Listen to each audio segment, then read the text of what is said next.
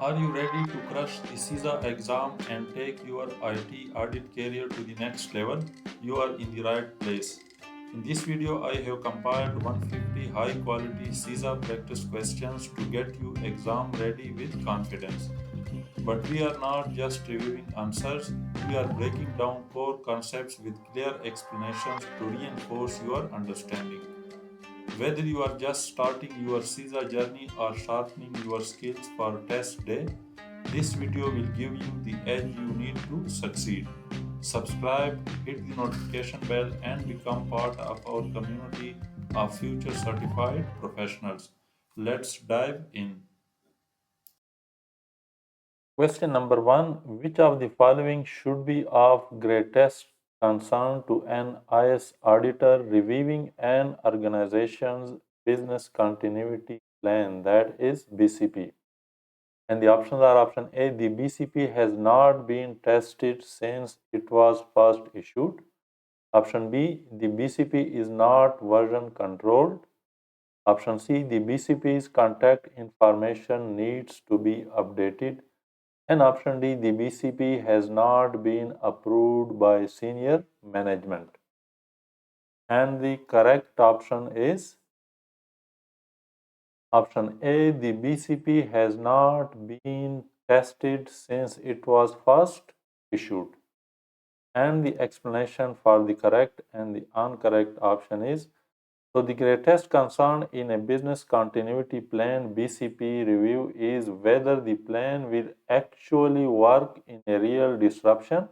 If the BCP has not been tested, there is no assurance that the plan is effective, the staff knows their roles, the recovery process will succeed, and the dependencies are identified correctly.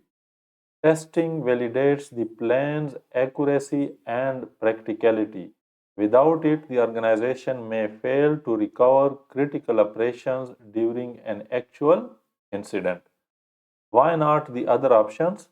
Option B, not version controlled, important for document management but less critical than testing.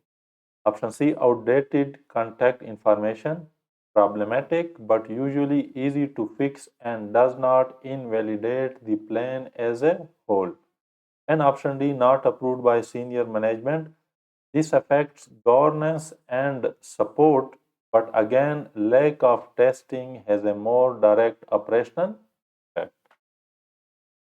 Question number two: which of the following is the most effective way for an organization to help ensure agreed upon action plans from an IS audit will be implemented? The options are: option A, ensure ownership is assigned. Option B, test corrective actions upon completion. Option C, ensure sufficient audit resources are allocated. And option D, communicate audit results organization wide. And the correct option is option A, ensure ownership is assigned. So the most effective way to ensure that agreed upon action plans from an IS audit are implemented is to assign clear ownership of each action item. When a specific individual or team is accountable, there is a higher likelihood that the corrective action will be tracked, prioritized, and completed on time. Why not the other option? Option B, test corrective actions upon completion, is important after implementation but does not guarantee implementation will happen. Option C, ensure sufficient audit resources are allocated, affects audit execution, not the follow up or implementation of action. And option D, communicate audit results organization wide. It improves awareness but does not enforce accountability. Option 3, which of the following is the greatest risk if two users have concurrent access to the same database record?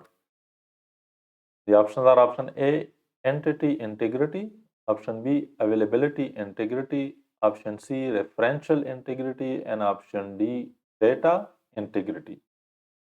And the correct option is option D, data integrity.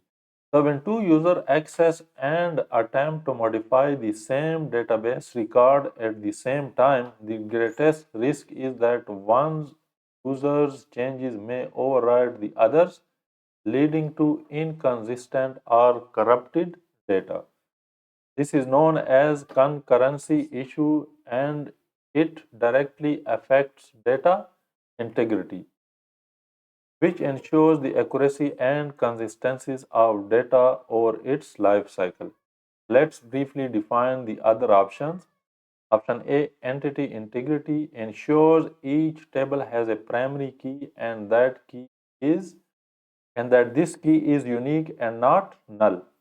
Option B, data availability integrity is a not a standard term, may be a distractor or misinterpretation. Option C, referential integrity ensures foreign keys correctly reference primary keys in related tables.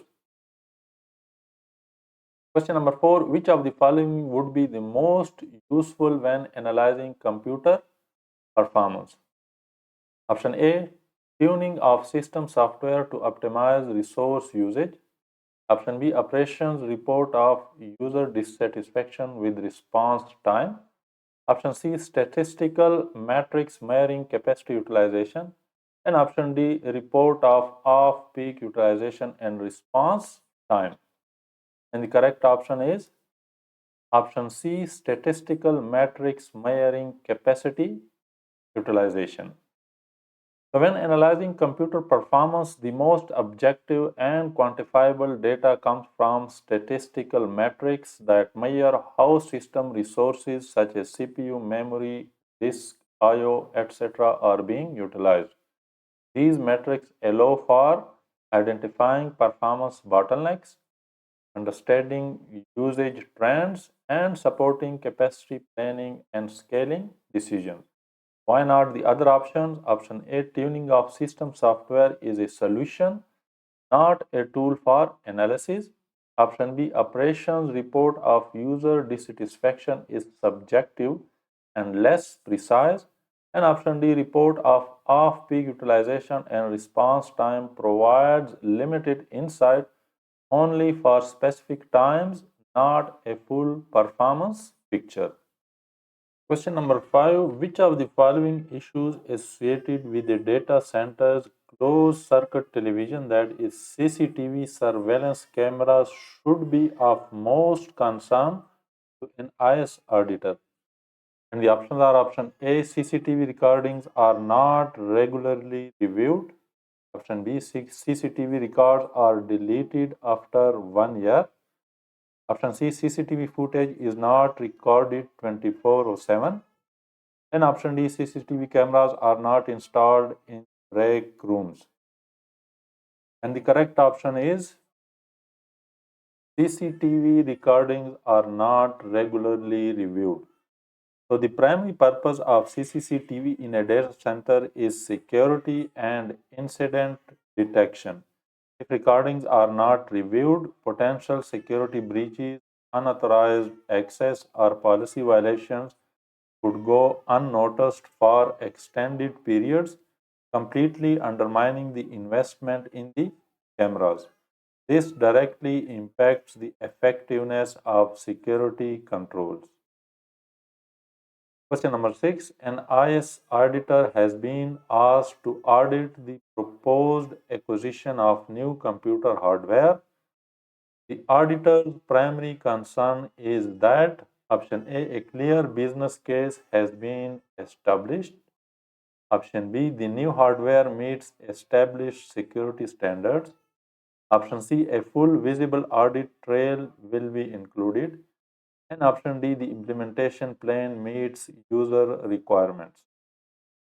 And the correct option is option A, a clear business case has been established.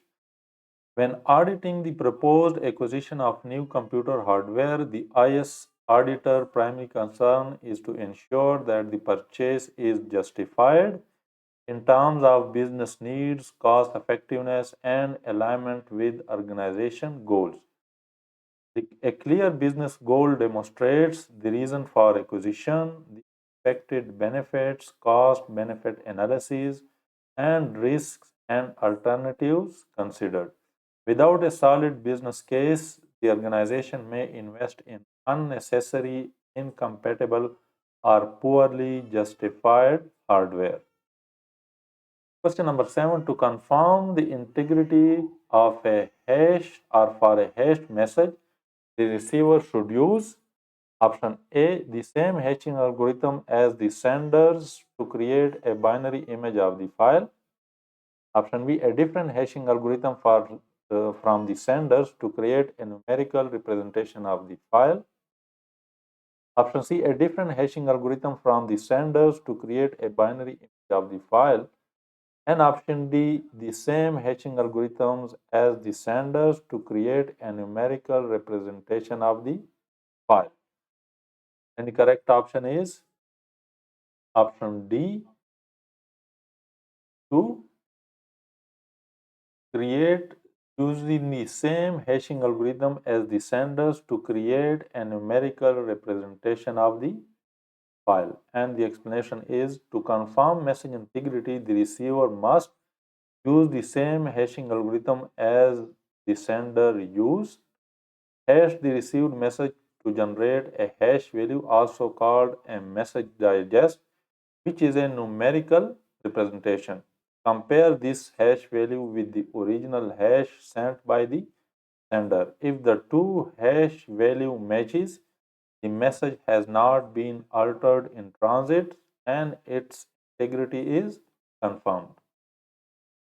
Question number 8, an organization is implementing a new system that supports a month-end business process.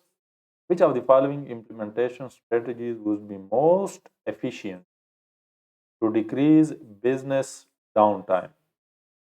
And the options are option A, cutover, option B, phased, option C, pilot, and option D, parallel.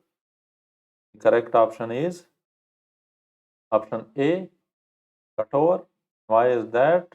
So the cutover strategy, also known as a big bang implementation, involves switching from the old system to the new system at a specific point in time, often during a period of low business activity such as a weekend or month-end downtime window. This strategy is the most efficient in terms of minimizing overall business downtime, especially for a system that is only used at specific intervals like month-end processing. Why not the other options? Option B, phased, introducing the system in stages, which can take longer and may not be ideal for a system only used at month end. Option C, pilot, rolls out to small group first, useful for testing but not necessarily efficient for reducing total downtime.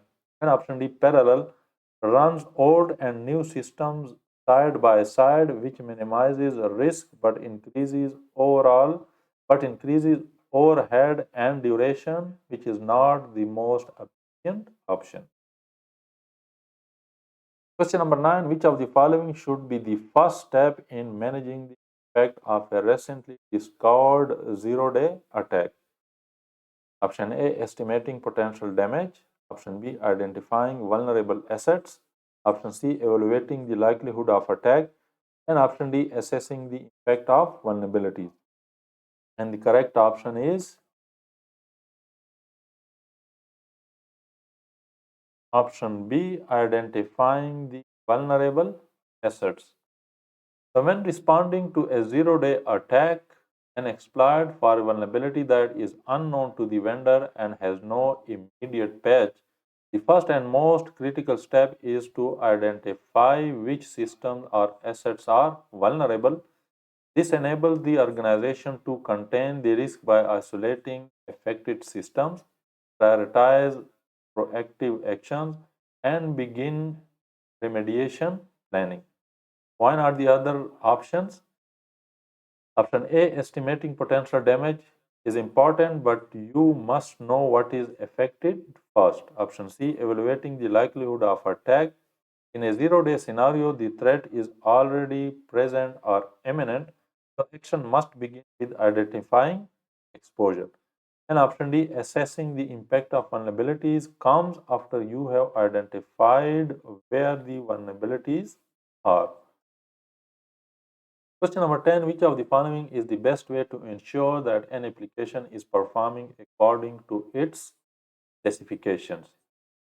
Option A, pilot testing. Option B, system testing. Option C, integration testing. And option D, unit testing.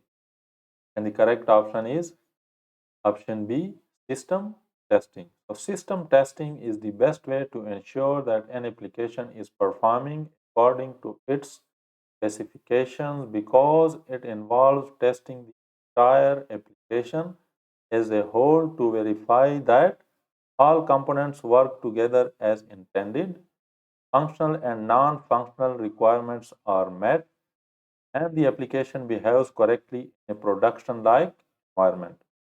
System testing is the final level of testing before acceptance and deployment, and it directly compares the application's performance against its original specifications.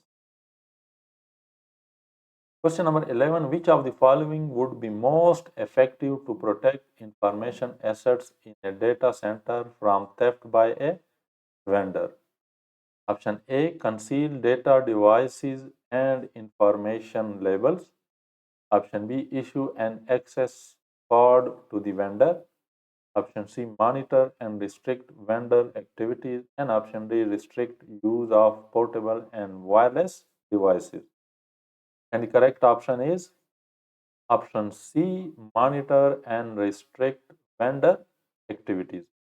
So while other options provide some level of security, monitoring and restricting vendor activities directly address the risk of intentional or unintentional theft by ensuring vendors are only allowed in specific areas, their actions are supervised or logged, and unusual behavior can be detected and acted upon.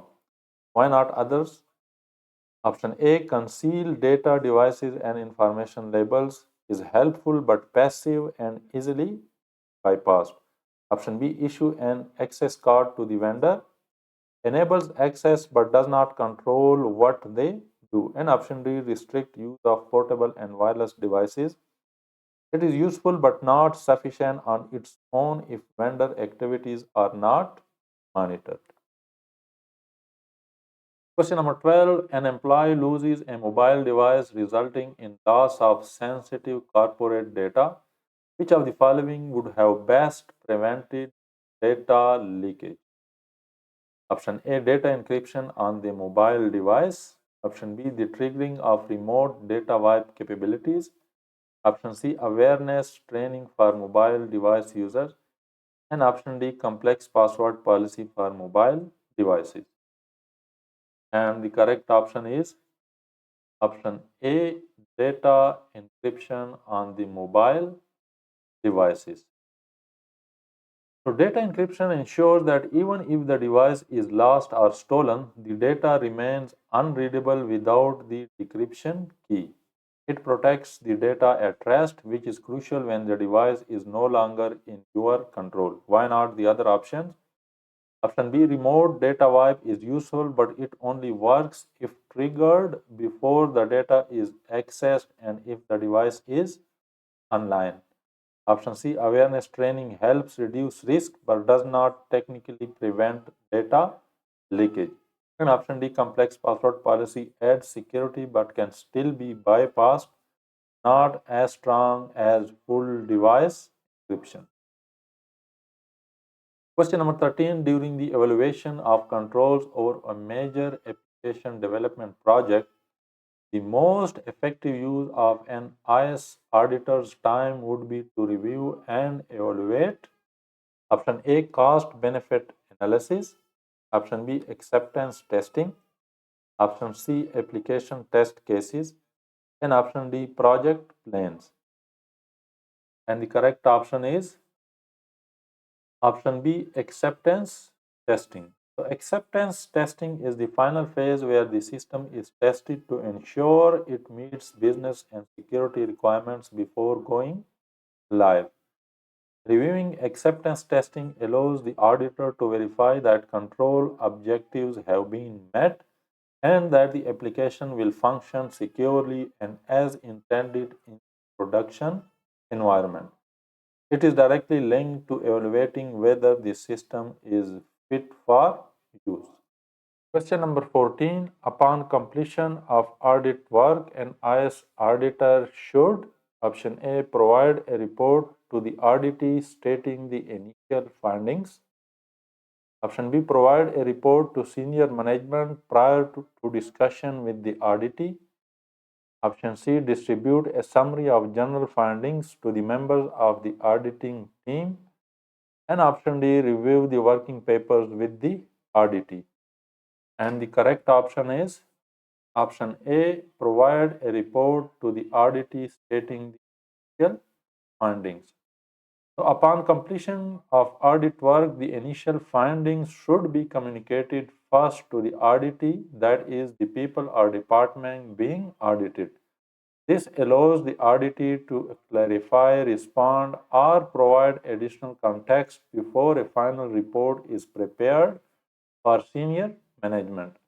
It ensures fairness and accuracy and it aligns with standard auditing practices.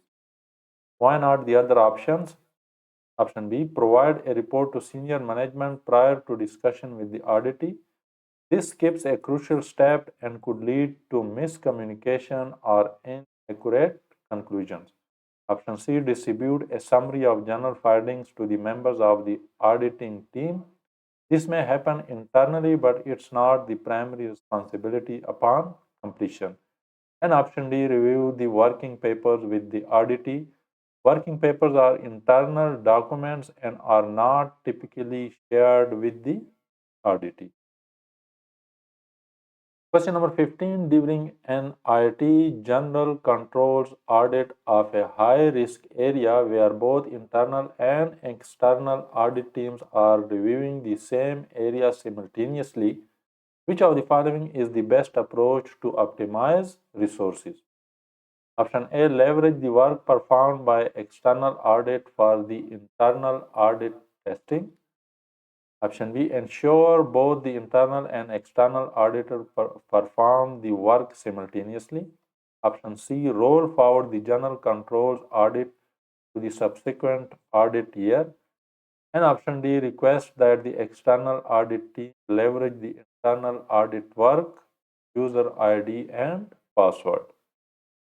And the correct option is option A leverage the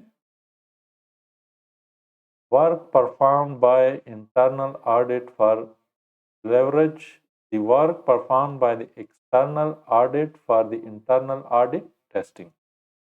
Explanation: when both the internal and external auditors are reviewing the same high risk areas, coordinating efforts and leveraging each other's work helps avoid duplication, reduce audit fatigue on the auditee, and optimize time and cost.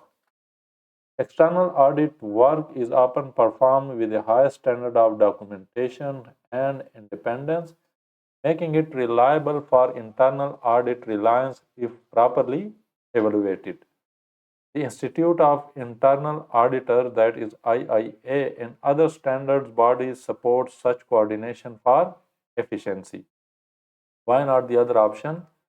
Option B ensure both auditors perform the work simultaneously. This leads to duplication of effort and is not resource efficient. Option C roll forward the audit to the next year. This would delay necessary controls testing in a high risk area which is not acceptable. And option D request external audit to use internal audit work. While possible, internal audit typically benefits more from leveraging external work due to higher assurance standards used by external auditors.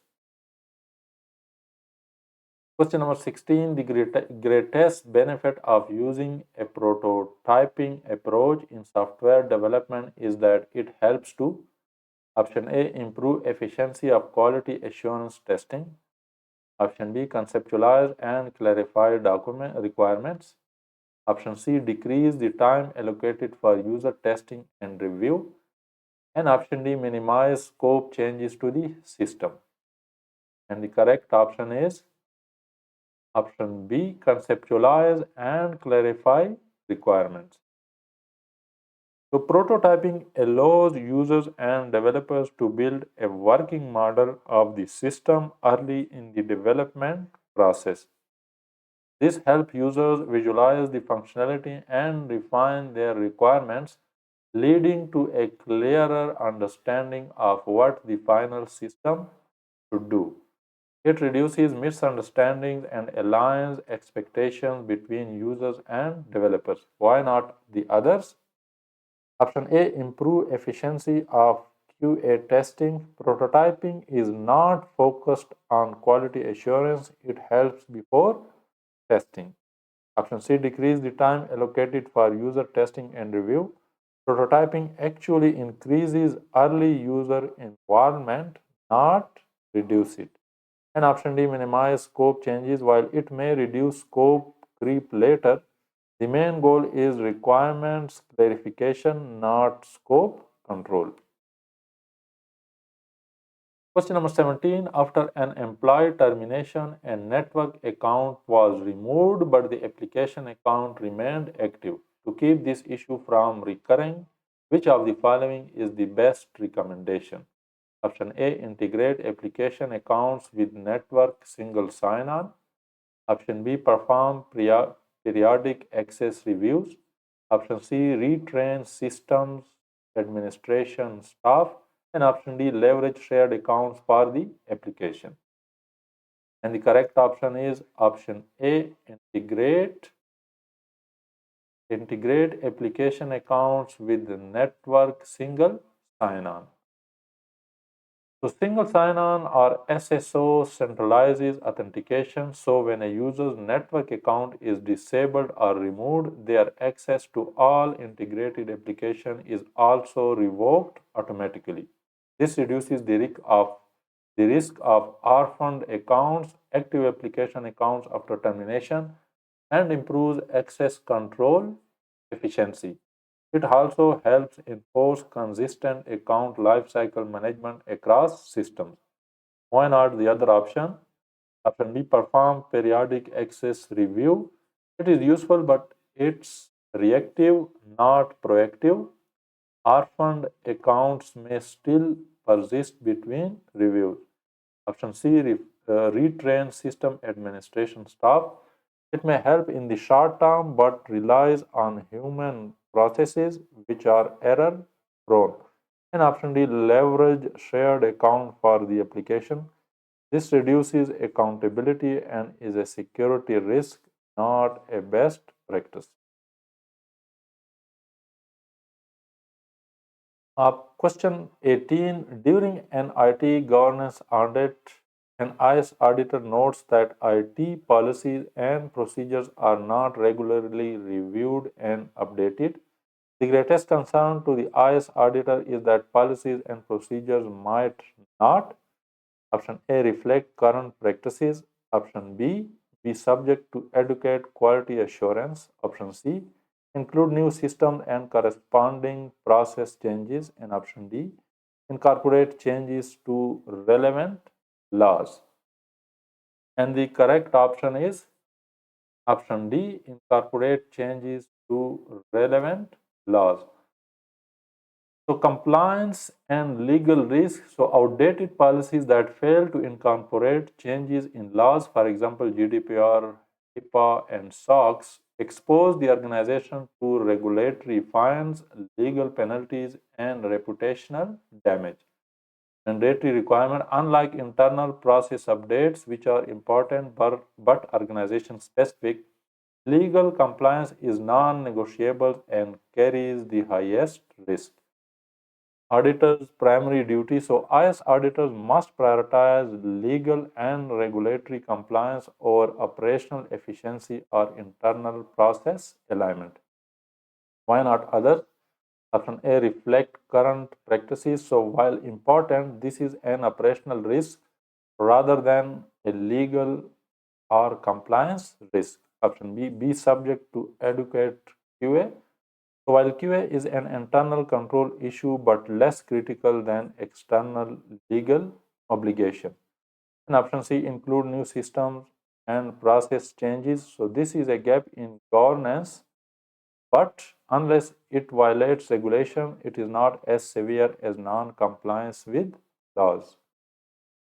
Question number 19. Management receives information indicating a high level of risk associated with potential flooding near the organization data center within the next few years.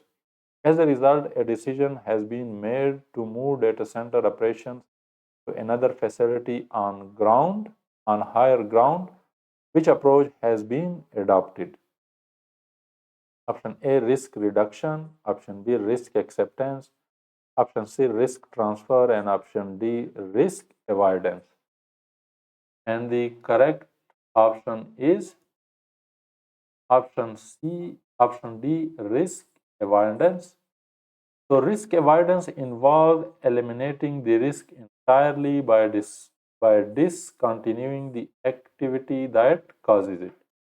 In this case, moving the data center to a location on higher ground removes the flood risk altogether for that facility.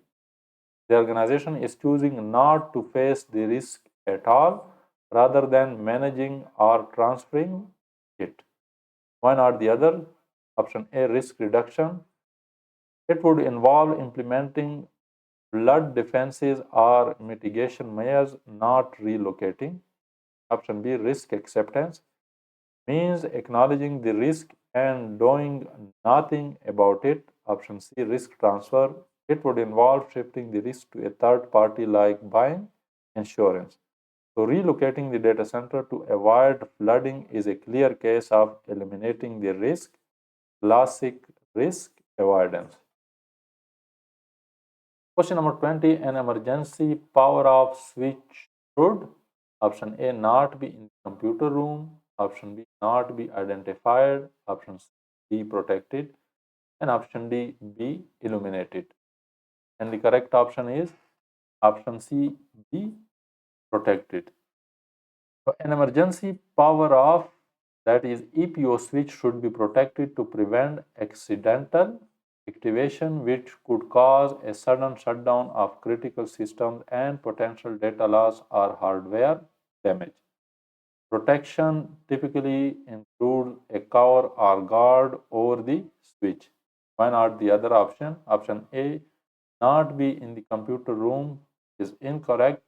It must be accessible, usually inside or just outside the room. Option B, not be identified, is also incorrect. It must be clearly labeled so personnel can find and use it quickly in an emergency. And option D, be illuminated, not necessarily. While visibility is important, protection from accidental use is a higher priority. So, protecting the emergency power off switch ensures it's available in emergencies but not triggered unintentionally. Question number 21. IS management has decided to rewrite a legacy customer relation system using fourth generation languages, that is 4GLs. Which of the following risk is most often associated with system development using 4GLs? Option A, inadequate screen/report design facilities. Option B, complex programming language subsets.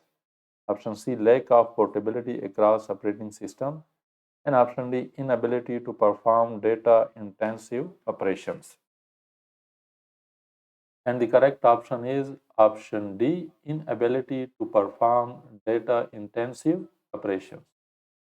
So fourth generation languages or 4GLs are designed to be more user-friendly and allow for faster development compared to traditional programming languages. However, their main limitation is performance, particularly with data-intensive operation, for example, complex processing of large datasets. 4GLs often abstract away low-level optimization, which can lead to inefficiency in scenarios requiring high performance or heavy data manipulation. Why not others? Option A, inadequate screen/report design facilities. So fourth generation languages usually excel in this area with built-in tools for GUI and report creation. Option B, complex programming language subsets. So 4GLs are designed to be simpler, not more complex than traditional languages like C or Java. Option C, lack of portability across operating systems. So while some 4GLs may have limitations, portability is not their most common issue compared to performance. Bottom line, fourth generation languages prioritize speed and ease of development, but they often struggle with performance in data heavy applications. Question number 22, which of the following would be the best method for ensuring that critical fields in a master record have been updated properly? Option A, field checks. Option B, control totals. Option C, reasonableness checks. And option D, a before and after maintenance report. And the correct option is option D, a before and after maintenance report.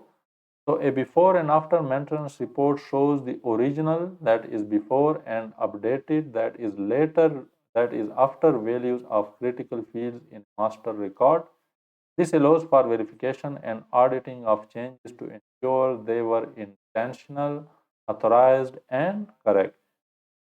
It's especially useful in detecting unauthorized or incorrect modifications to critical data, for example, salary, vendor bank accounts, customer credit limits. Why not the others? Option A, field checks ensure data is entered in the correct format, for example, numeric only, but they don't confirm whether changes were made correctly. Option B, control totals, typically used to verify the completeness of data processing, not the accuracy of individual field updates. And option C, reasonableness checks, validate whether a value is within expected parameters, but don't track changes to records. So before and after reports provide a clear audit trail for critical data changes, which is essential for control and accountability. Question number 23, which of the following is a dynamic analysis tool for testing software modules? Option A, black box test. Option B, test checking. Option C, structured walkthrough. And option D, design and code. And the correct option is option A, black box test. So dynamic analysis tools are used to test software by executing code and observing its behavior during runtime. Black box test is a dynamic testing method where the tester evaluates the functionality of the software without knowing the internal code or logic. It checks input-output behavior to verify if the software meets the requirements. Why not the other? Test checking is a static analysis technique where the developer manually reviews the code without execution. We can say this is a white box testing. Structure walkthrough, also a static method, involves a peer review of the logic or design, not the actual execution. Design and code refers to phases in software development and not a testing tool or method. So black box testing is a practical dynamic method that ensures software functions as expected from a user's perspective. Question number 24, which of the following is most likely to result from a business process engineering, that is BPR project? Option A, an increased number of people using technology. Option B, significant cost savings through a reduction in the complexity of information technology. Option C, weaker organizational structures and less accountability. And option D, increased information protection, risk will increase. And the correct option is option A, an number of people using technology. So business process re-engineering aims to redesign business processes for dramatic improvement in productivity, efficiency, and service.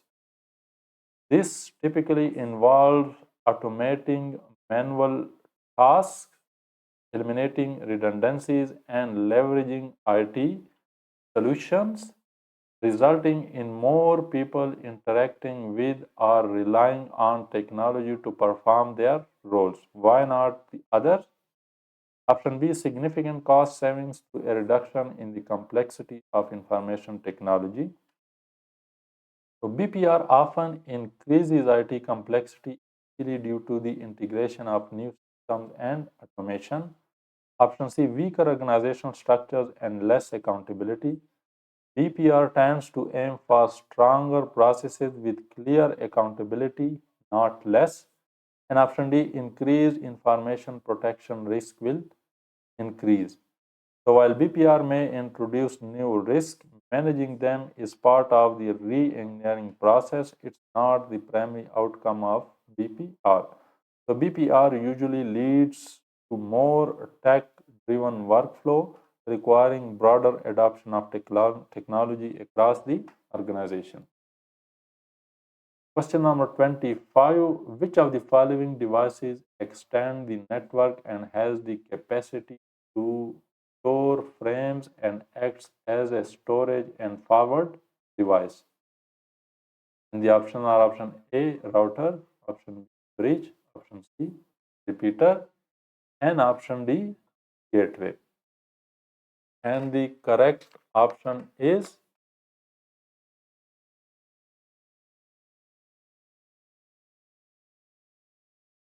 option B, bridge. So a bridge is a data link layer that is layer 2 device that connects and filters traffic between two network segments. It can store frames in memory and use a store and forward technique, meaning it reads the entire data frame, checks for errors, and then forwards it to the appropriate segment. This helps reduce collision and extend the network efficiently. Why not the others? Option A, router. Router operates at layer 3, that is network layer, and routes packets between networks, not frames. It's not primarily a store and forward device for frames. Option C, repeaters. Repeater operates at layer 1, that is physical layer, and simply regenerates and forwards signal. It does not store frames. Option D, gateway. Gateway functions as a multiple layers functions at multiple layers, often used to translate protocols between different networks. It is more complex and not typically used for basic store and forward tasks. So bridge intelligently forwards frame based on MAC addresses and improve network segmentation using store and forward logic. Question number 26. Which of the following is a benefit of using callback devices? Option A, provide an audit trail. Option B, can be used in a switchboard environment. Option C, permit unlimited user mobility. And option D, allow call forwarding. And the correct option is option A, provide an audit trail. Callback devices enhances security by disconnecting a user's initial connection request and calling them back at a pre-authorized number. This creates a recorded controlled access point which serves as an audit trail, allowing organizations to track and verify access attempts. Why not the others? Option B, can be used in a switchboard environment. Not typically. Callback devices require direct lines for security reasons, not shared switchboards. Option C, permit unlimited user mobility. No, they limit mobility because the callback is made to be predefined phone numbers only. Option D, allow call forwarding. So callback devices typically disable call forwarding to prevent security circumvention. Callback devices are primarily used for secure remote access and leave behind a clear audit trail of connection attempts. Question number 27. Which of the following data validation edits is effective in detecting transposition and transcription errors? Option A, range checks. Option B, check digit. Option C, validity check. And option D, duplicate check. The correct option is option B, check digit. So a check digit is a form of redundancy check used to detect data entry errors, particularly transposition, that is 67 versus 76, and transcription errors. It is a digit added to a number, for example, account number or product code, that is calculating using a specific algorithm, for example, modulus 10. When the number is entered, the system recalculates the check digit and compares it with the entered one to ensure accuracy. Why not the others? Option A, range check ensures a value falls within a specific range but does not detect data entry swaps or typos. Option C, validity check confirms whether data conforms to a predefined format or list but may not catch digit swaps. Option D, duplicate check detects repeated entries but not swapped or mistyped digits. So check digits are a proven way to catch common data entry mistakes and enhance data integrity. Question number 28. An offsite information processing facility with electrical wiring, air conditioning, and flooring, but no computer or communication equipment is A. Option A, cold site. Option B, warm site. Option C, dial-up site. And option D, duplicate processing facility. And the correct option is option A, cold site. So a cold site is an off-site facility that is partially prepared for IT disaster recovery. It typically includes basic infrastructure like electrical wiring, HVAC, that is heated ventilation and air conditioning, and raised flooring, but it does not contain computers, servers, or communication equipment. Organization must bring in or install the necessary hardware and software before the site can be used, which takes time. Why not the others? Option B, warm site has some computing equipment and network connectivity already in place, faster to activate than a cold site. Option C, dial-up site, not a standard term in disaster recovery classifications. And option D, duplicate processing facility, also known as a hot site, is a fully equipped facility that can take over operations immediately. Cold sites are cost-effective backup options but require significant setup time before use. Question number 29. The most significant level of effort for business continuity planning generally is required during the option A, testing phase, option B, evaluation stage, option C, maintenance stage, and option D, early stages of planning. And the correct option is option D, early stages of planning. So the early stages of planning in business continuity BCP requires the most significant level of effort because they involve business impact analysis, that is identifying critical business functions and the impact of disruptions, risk assessment, that is evaluating threats, and vulnerabilities. Strategy development, that is designing recovery strategies based on risk and impact findings. Resource allocation and planning, that is setting the foundation for all future BCP activities. These steps are labor intensive and require extensive input from across the organization to ensure BCP is realistic and effective. Question number 30. Which of the following network configuration options contain a direct link between any two host machines? Option A, bus. Option B, ring. Option C, star. And option D, completely connected, that is mesh. Correct option is mesh or completely connected.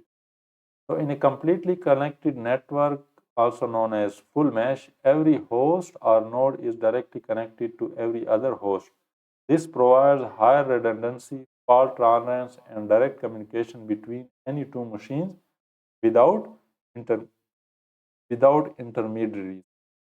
However, it is expensive and complex to implement due to the number of links required. Why not the others? Bus, all nodes share a single communication line, no direct link between individual pairs. Ring, each node connects to exactly two others in a circular fashion. Data must pass through intermediate nodes. And star, all nodes connect to a central hub or switch, not directly to each other. So a fully connected mesh ensures direct paths between all hosts, making it the most robust but resource intensive topology. Question number 31. Which of the following tests is an IS auditor performing when a sample of programs is selected to determine if the source and object versions are the same? And the options are option A, a substantive test of program library controls. Option B, a compliance test of program library controls. Option C, a compliance test of the program compiler controls. And option D, a substantive test of the program compiler controls. And the correct option is option B, a compliance test of program library controls. So this test checks whether established procedures are being followed, specifically whether the source code and object code that is compiled version in the program library match. This ensures that unauthorized or unapproved changes have not been made and that the deployed code is the correct version. Because the IS auditor is testing adherence to the controls or procedures, it is a compliance test. Since it focuses on the program library where programs are stored and managed, it's a compliance test of program library controls. Why not the others? So substantive test focuses on the accuracy and integrity of data or processing, not on the control compliance, while compiler controls refer to settings or restrictions during the compilation process, not storage or version control of code. Question number 32. An IS auditor reviewing the key roles and responsibilities of the database administrator, that is DBA, is least likely to expect the job description of the DBA to include option A, defining the conceptual schema. Option B, defining security and integrity checks. Option C, liaising with users in developing data model. And option D, mapping data model with the internal schema. And the correct option is option A, defining the conceptual schema. So conceptual schema is a high-level data model that defines business entities, relationships, and rules. This is typically the responsibility of the data architect who designs the overall structure, business analysts who gather requirements, or system analysts who translate business needs into technical models. A DBA's primary role is operational and technical, focusing on internal schema, that is physical database design, indexing, and storage; security and integrity, that is access controls, backups, and constraints; performance tuning, maintenance, and troubleshooting; and liaising with users to optimize queries and data models. Question number 33. A sequence of bits appended to a digital document that is used to secure an email sent through the internet is called a: option A, digest signature; option B, electronic signature; option C, digital signature; and option D, hash signature.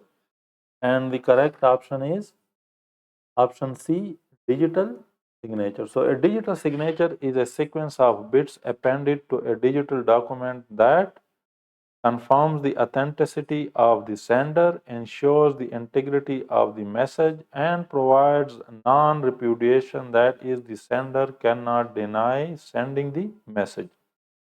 It works by using a private key to sign a message and a public key to verify it, typically involving the hash of the message.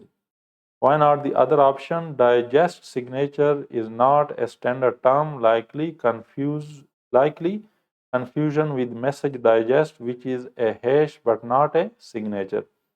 Electronic signature is a broad term that could include a typed name or scanned image. It lacks cryptographic security. And hash signature is not a formal term. Hashing is part of the digital signature process, but not the signature itself. Question number 34. The use of a Gantt chart can: option A, aid in scheduling project tasks; option B, determine project checkpoints; option C, ensure documentation standards; and option D, direct the post implementation review. And the correct option is option A, aid in scheduling project tasks. So a Gantt chart is a project management tool that provides a visual timeline for tasks in a project. It helps to schedule tasks, track progress, identify task dependencies, and allocate resources over time. Why not the others? Determine project checkpoints, better done through a milestone plan, not typically a Gantt chart. Ensure documentation standards. This is handled by quality assurance or PMO policies, not by a Gantt chart. Direct the post implementation review. This is part of project closure activities, not the function of a Gantt chart. Question number 35. Which of the following translates email from formats from one network to another so that the message can travel through all the networks? Option A, gateway; option B, protocol converter; option C, front-end communication processor; and option D, concentrator or multiplexer. And the correct option is option A, gateway. So a gateway is a network device that translates communication protocols, data formats, or email formats from one system or network to another. It operates at multiple layers of the OSI model, often up to layer 7, that is application layer, and enables communication between different email systems, networks, or applications. In the context of email, a gateway converts email formats like X.400 to SMTP, so messages can pass between incompatible systems. Why not the others? Protocol converter translates between different protocols, usually lower OSI layers, but not specifically for email formats. Front-end communication processor offloads tasks like routing or encryption from main system, but does not handle format translation. And concentration slash multiplexer combines multiple signals or data streams not involved in format translation. So gateways are essential for ensuring email interoperability across different network environments and systems. Question number 36. Which of the following best describes the necessary documentation for an enterprise product re-engineering, that is EPR software installation? Option A, specific developments only. Option B, business requirements only. Option C, all phases of the installation must be documented. And option D, no need to develop a customer specific documentation. And the correct option is option C, all phases of the installation must be documented. So an enterprise product re-engineering, that is EPR or enterprise resource planning ERP software installation, is a complex process that typically affects many parts of the organization. To ensure effective implementation, troubleshooting, maintenance, compliance, and user adoption, it is essential to document business requirements, system configurations and customization, installation procedures, testing and validation, user training, and support and maintenance procedures. Comprehensive documentation helps in knowledge transfer, audit readiness, and future upgrades or changes. Question number 37. A hub is a device that connects option A, two lanes using different protocols. Option B, a lane with a WAN. Option C, a lane with a metropolitan area network, that is MAN. And option D, two segments of a single lane. And the correct option is option D, two segments of a single lane. So a hub is a basic network device used to connect multiple devices within a single local area network, that is LAN. It operates at OSI layer 1, that is physical layer, and simply broadcasts data it receives to all connected ports. Hubs are often used to connect two or more segments of a LAN, extended its reach. They do not understand protocol, nor do they route traffic between different networks. Why not the others? Two lanes using different protocol. This requires a gateway, not a hub. A lane with a WAN, this is the job of a router. A lane with a MAN again requires more advanced network routing or switching equipment, not a hub. Question number 38. A LAN administrator normally would be restricted from option A, having end user responsibilities. Option B, reporting to the end user manager. Option C, having programming responsibilities. And option D, being responsible for LAN security administration. And the correct option is option C, having programming responsibilities. So a LAN administrator typically manages the network infrastructure configuration and managing LAN hardware, ensuring connectivity and handling security for the network. They are usually not involved in application programming, as that is a separate function. Having programming responsibilities could lead to segregation of duties, conflicts, and reduces focus on network management. It's generally acceptable for LAN administrators to have some end user responsibilities or report to user managers depending on the organization. LAN security administration is typically part of their role. Why not the others? Having end user responsibilities may happen in small organizations but not ideal. Reporting to the end user manager possible depending on organization structure. Being responsible for LAN security administration, this is a core part of their role.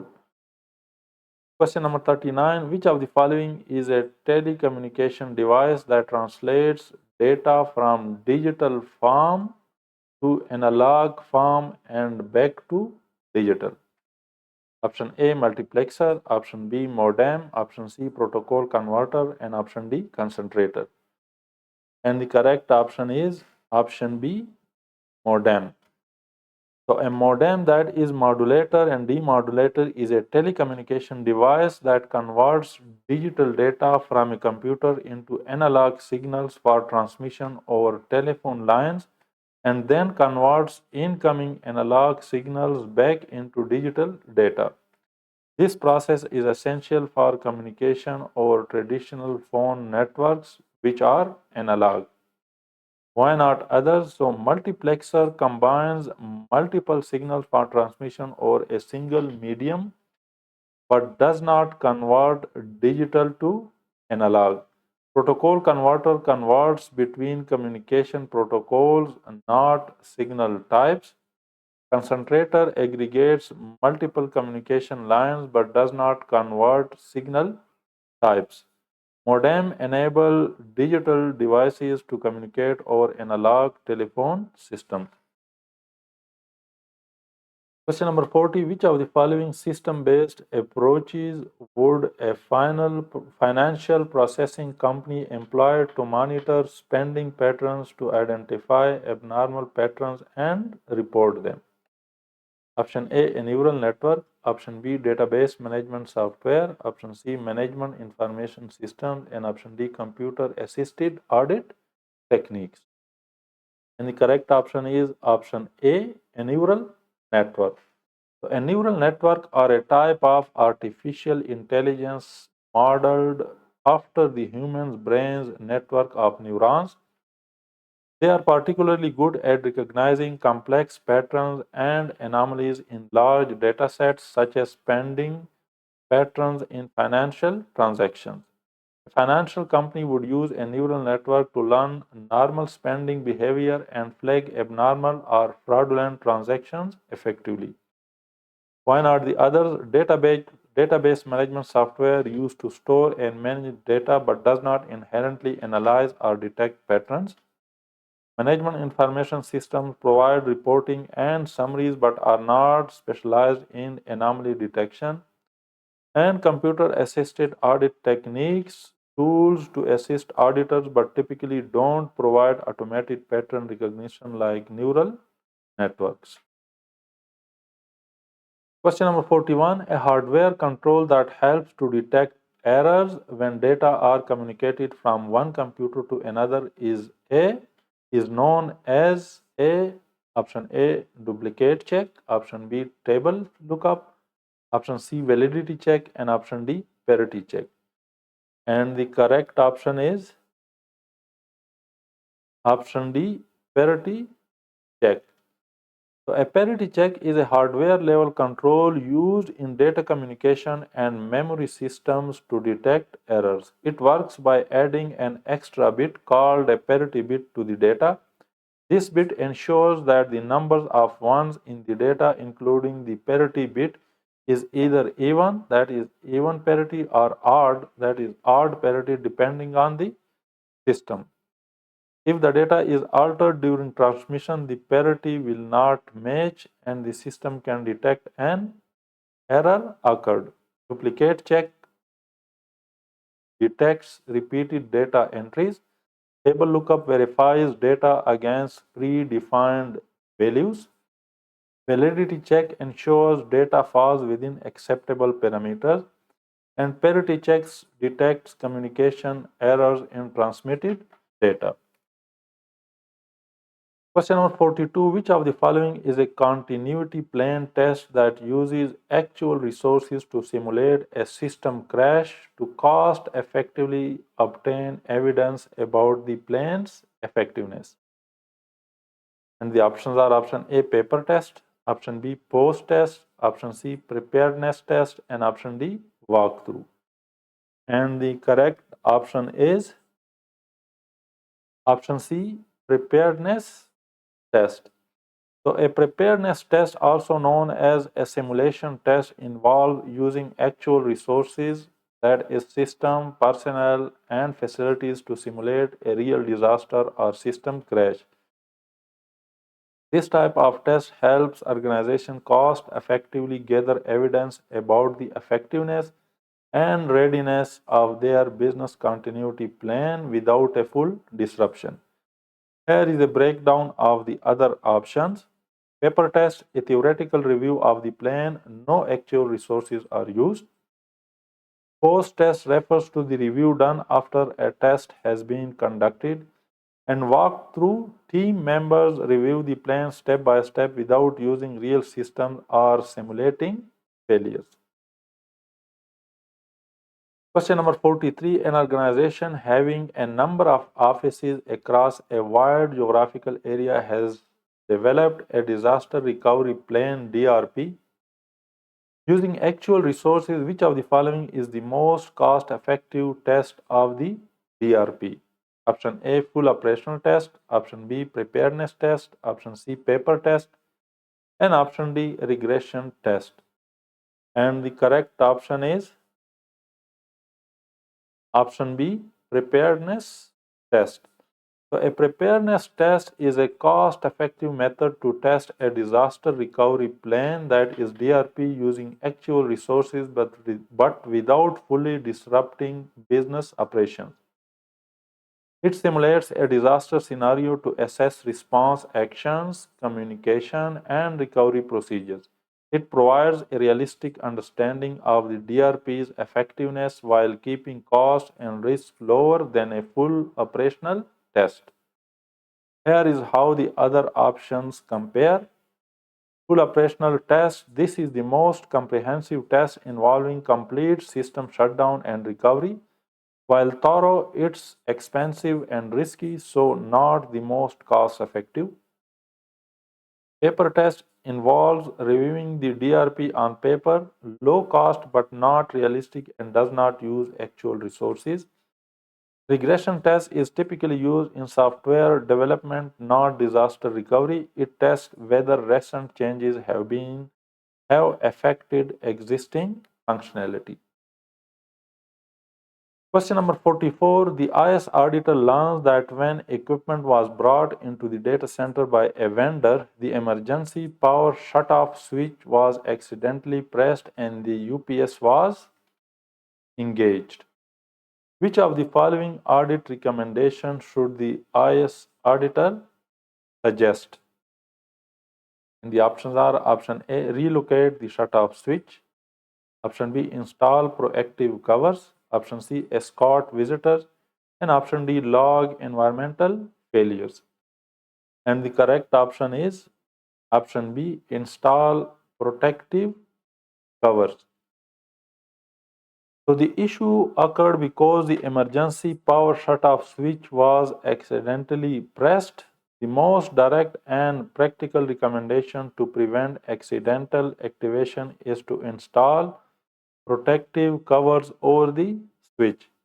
These covers prevent unintended use while still allowing access in true emergencies. Here is why the other options are less suitable. Relocate the shutoff switch may be expensive, impractical, or against fire safety regulations. Escort visitors were generally good practice. It would not physically prevent accidental pressing of the switch. Log environmental failures important for tracking, but it does not prevent reoccurrence of the issue. Question number 45. Company.com has contracted with an external consulting firm to implement a commercial financial system to replace its existing in-house developed system. In reviewing the proposed development approach, which of the following would be of the greatest concern? Option A, acceptance testing is to be managed by users. Option B, a quality plan is not part of the contracted deliverables.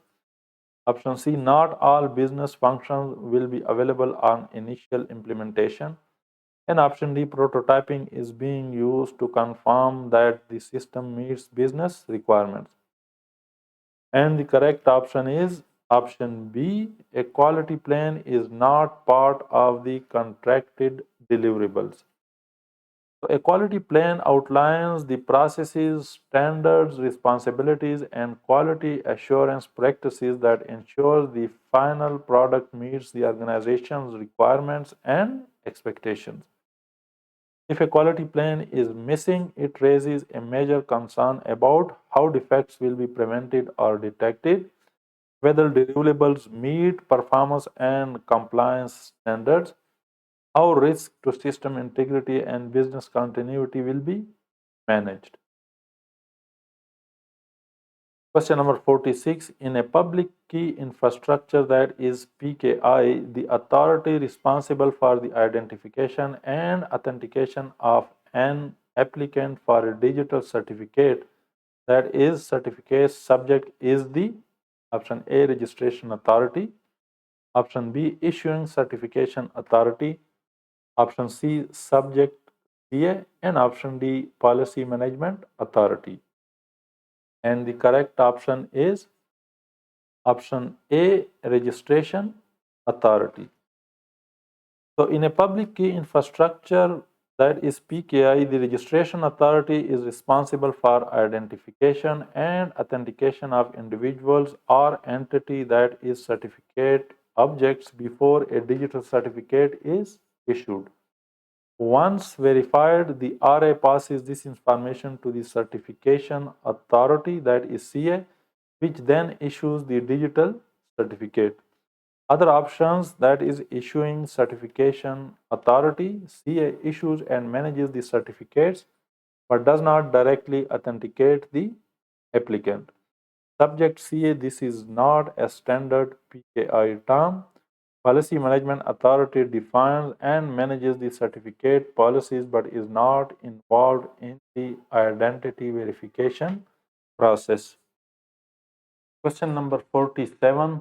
Which of the following is a data validation, edit, and control? And the options are option A, hash totals, option B, reasonableness checks, option C, online access controls, and option D, before and after image reporting. And the correct option is option B, reasonableness checks. So reasonableness checks are a type of data validation, edit, and control that ensures input data falls within expected ranges or logical limits. For example, entering an employee age of 200 would fail a reasonableness check. Let's briefly review the other option, hash total, a control total used to verify data integrity, not a data validation check.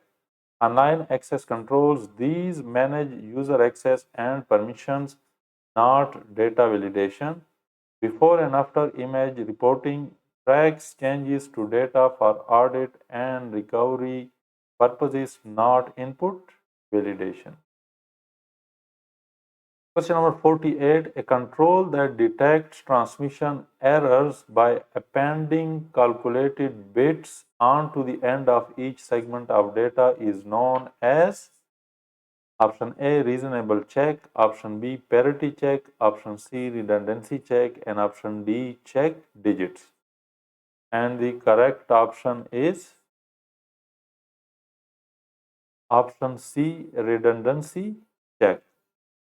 So a redundancy check is a control method that detects transmission errors by appending calculated bits, that is redundant bits, to the end of each data segment.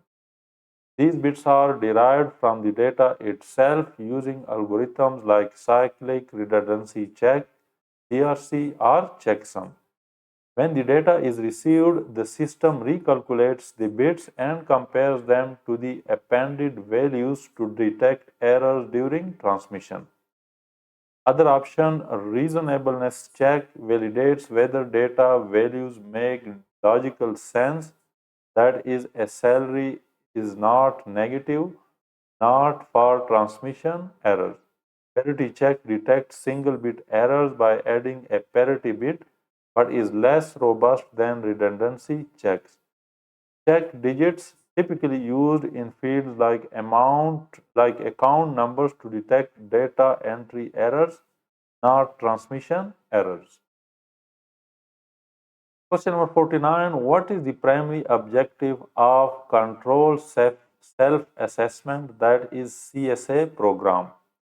Option A, enhancement of the audit responsibility. Option B, elimination of the audit responsibility. Option C, replacement of the audit responsibility. And option D, integrity of the audit responsibility. And the correct option is option A, enhancement of the audit responsibility. So, a controlled self assessment CSA program is designed to involve management and staff in the assessment of internal controls. Its primary objective is to enhance the effectiveness of internal controls, encourage ownership and accountability, support and complement the audit function, not replace it. Why the other options are incorrect? Elimination, that is replacement of the audit responsibility. CSA does not aim to eliminate or replace the role of auditors. Integrity of the audit responsibility. While CSA can support this, the main goal is to enhance audit efforts by providing additional insights and improving risk management at the operational level.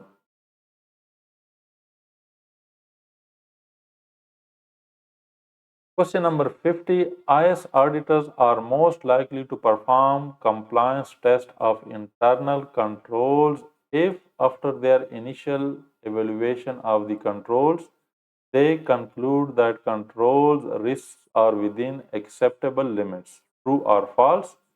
The options are option A true, option B false, and the correct option is option A false. Option A true. So IS auditors perform compliance test of internal controls to determine whether controls are operating effectively as designed. However, they typically do this only if their initial evaluation suggests that the control risk is low or within acceptable limits and there is reasonable expectation that the controls are properly designed and functioning. If controls are deemed weak or high risk initial assessment, auditors may skip compliance testing and instead use substantive testing to directly verify data integrity or detect errors and fraud.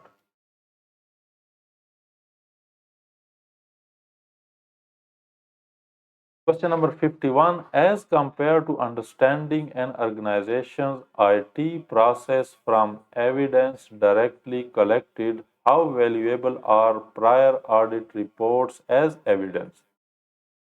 And the options are option A, the same value, option B, greater value, option C, lesser value, and option D, prior order reports are not relevant.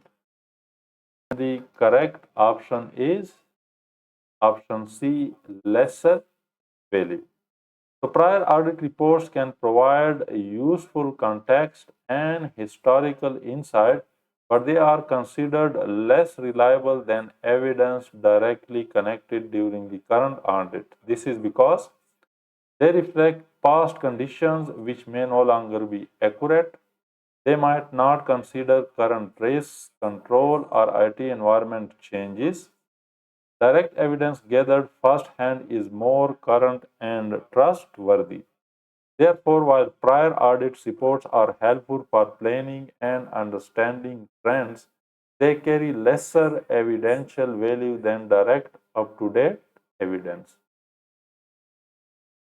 Question number 52. What is the primary purpose of audit trails? The options are option A to document auditing efforts, option B to correct data integrity errors, option C to establish accountability and responsibility for process transactions, and option D to prevent unauthorized access to data. And the correct option is option C to establish accountability and responsibility for process transactions. So the primary purpose of audit trails is to track who did what and when in a system or process, provide accountability by linking actions to specific users, help in detecting unauthorized or suspicious activity, and support forensic investigations, compliance, and operational reviews. While audit trails can aid in documenting efforts, identifying errors, or deterring unauthorized access, their main goal is to ensure accountability and traceability of transactions. Question number 53. How does the process of systems auditing benefit from using a risk based approach to audit planning? And the options are option A, controls testing starts earlier. Option B, auditing resources are allocated to the areas of highest concern. Option C, auditing risk is reduced. And option D, controls testing is more thorough. And the correct option is option B, auditing resources are allocated to the areas of highest concern. So, a risk-based approach to audit planning focuses on identifying and evaluating areas with the greatest risk to the organization. This ensures that audit resources, that is time, staff, tools, are prioritized toward high risk areas. Efforts are efficient and effective, avoiding waste on low risk processes. It supports better audit outcomes by addressing the most impactful risks first. While it may lead to earlier or more thorough testing, the primary benefit is the strategic allocation of audit resources to where they are needed most. Question number 54. After an IS auditor has identified threats and potential impacts, auditor should option A, identify and evaluate the existing controls. Option B, conduct a business impact analysis. Option C, report on existing controls. And option D, propose new controls. And the correct option is option A, identify and evaluate the existing controls. So once an IS auditor has identified threats and their potential impacts, the next logical step is to assess whether existing controls adequately mitigate those threats, determine if the residual risk is within acceptable limits, identify gaps or weaknesses in current controls. So, conducting a business impact analysis usually happens earlier during risk assessment, and reporting or proposing new controls comes after evaluating what's already in place.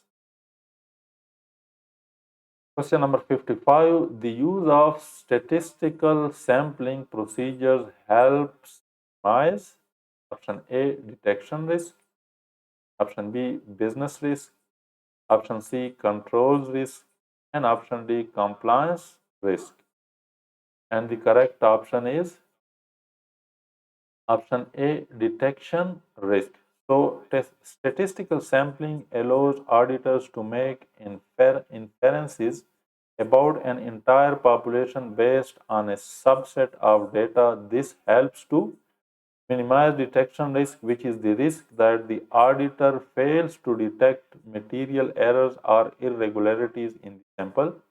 Ensure that the sample is representative and objective, and support audit conclusions with quantifiable confidence levels.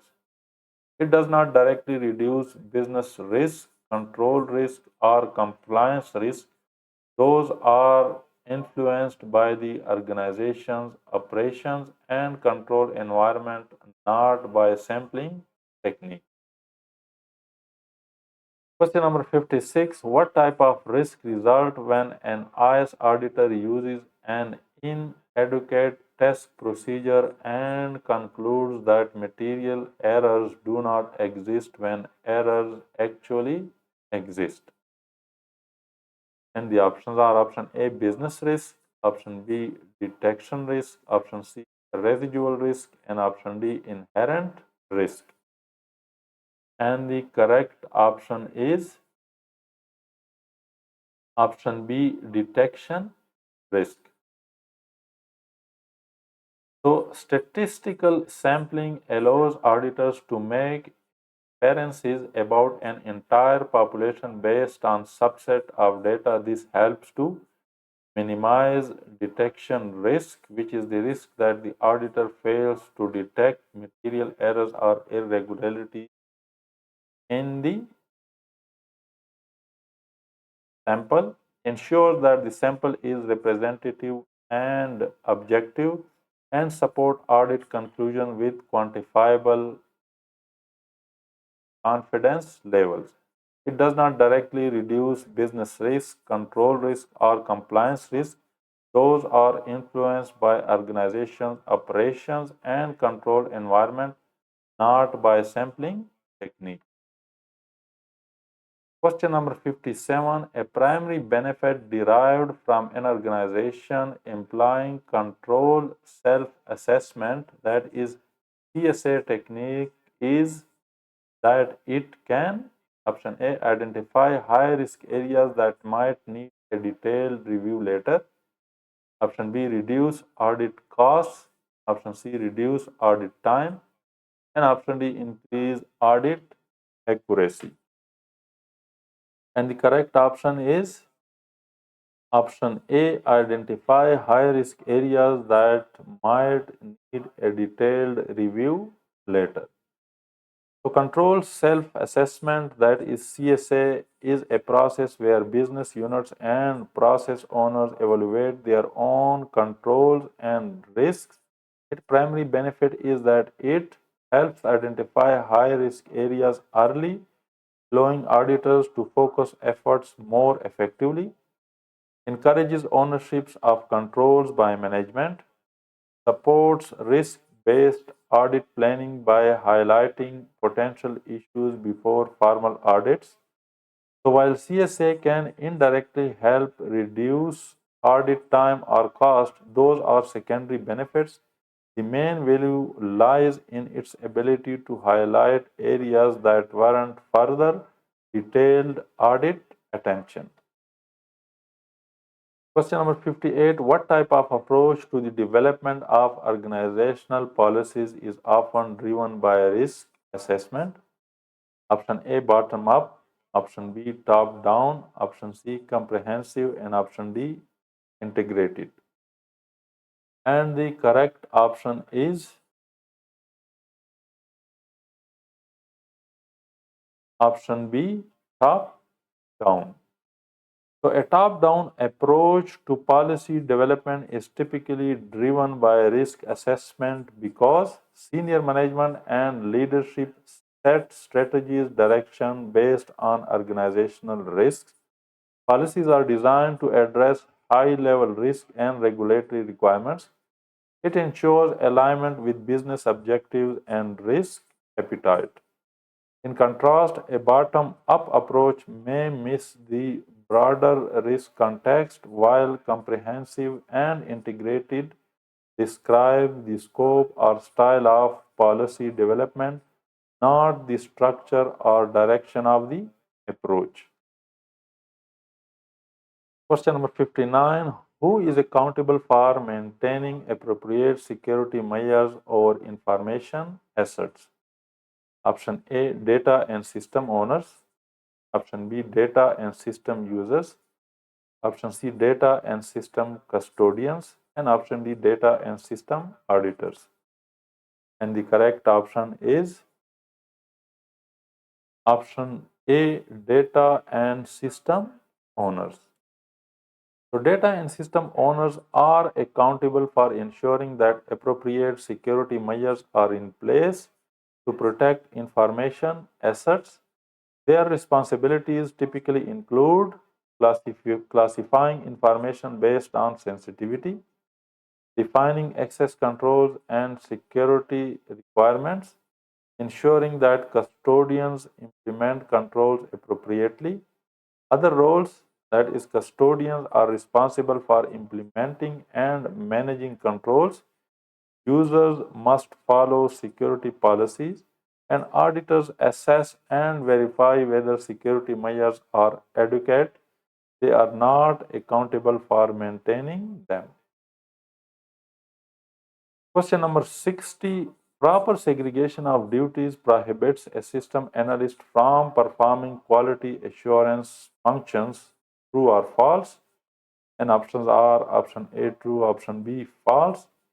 And the correct option is option A true. So proper segregation of duty, that is SOD, is a key internal control that helps prevent fraud and errors by ensuring that no single individual has control over all the aspects of a critical process. In this case, a system analyst is typically involved in designing and developing systems. Quality assurance, that is QA, involves testing and validating that systems work as intended. Allowing the same person to perform both roles would compromise objectivity and increase the risk of overlooking flaws or introducing bias. Therefore, segregation of duties prohibits a system analyst from performing QA functions to maintain independence and integrity in the testing process. Question number 61. What should an IS auditor do if he or she observes that project approval procedures do not exist? The options are option A, advise senior management to invest in project management training for the staff. Option B, create project approval procedures for future project implementations. Option C, assign project leaders. And option D, recommend to management that formal approval procedures be adopted and documented. And the correct option is option D, recommend to management that formal approval procedures be adopted and documented. So if an IS auditor observes that project approval procedures do not exist, the auditor role is to report the control weakness, recommend corrective actions such as establishing and documenting formal procedures, and ensure that management is aware of the risk of unapproved or uncontrolled projects. The auditor should not take on management responsibilities such as assigning leaders or creating procedures. Doing so would compromise independence and go beyond the audit role. Question number 62. Who is ultimately accountable for the development of an IS security policy? And the options are option A, the board of directors, option B, middle management, option C, security administrator, and option D, network administrators. And the correct option is option A, board of directors. So the board of directors is ultimately accountable for the development and approval of information systems security policy because they are responsible for the organization's overall governance and risk management. Security policies are strategic documents that must align with the organization's objectives and risk appetite. And while security administrators or network administrators may draft or implement the policy and middle management may help enforce it, accountability rests with the board. This ensures that the policy has executive level backing and supports compliance, governance, and enterprise risk management. Question number 63. Proper segregation of duties normally does not prohibit a lane administrator from also having programming responsibilities. True or false? Option A, true, and option B, false. And the correct option is option B, false. So, proper segregation of duties aims to prevent conflict of interest, fraud, and errors by ensuring that critical tasks are divided among different individuals. A lane administrator typically has access to system infrastructure, including network configurations and possibly user accounts. If the same person also has programming responsibilities, They could write, modify, and deploy code, potentially bypassing change control or inserting malicious code without detection. This combination violates segregation of duties principles because it removes independent oversight, increasing security and integrity risks. Therefore, it's false to say that SOD normally does not prohibit this, it does prohibit it. Question number 64. A core tenet of an information security strategy is that it must, option A, be inexpensive, option B, be protected as sensitive confidential information, option C, protect information confidentiality, integrity, and availability, and option D, support the business objectives of the organization. And the correct option is option D, support the business objectives of the organization. So, a core tenet of an information system strategy is that it must align with and support the organization's overall business goals and objectives, ensure that IT investments and initiatives drive business value and competitive advantage, and enable the organization to operate effectively, manage risk, and innovate.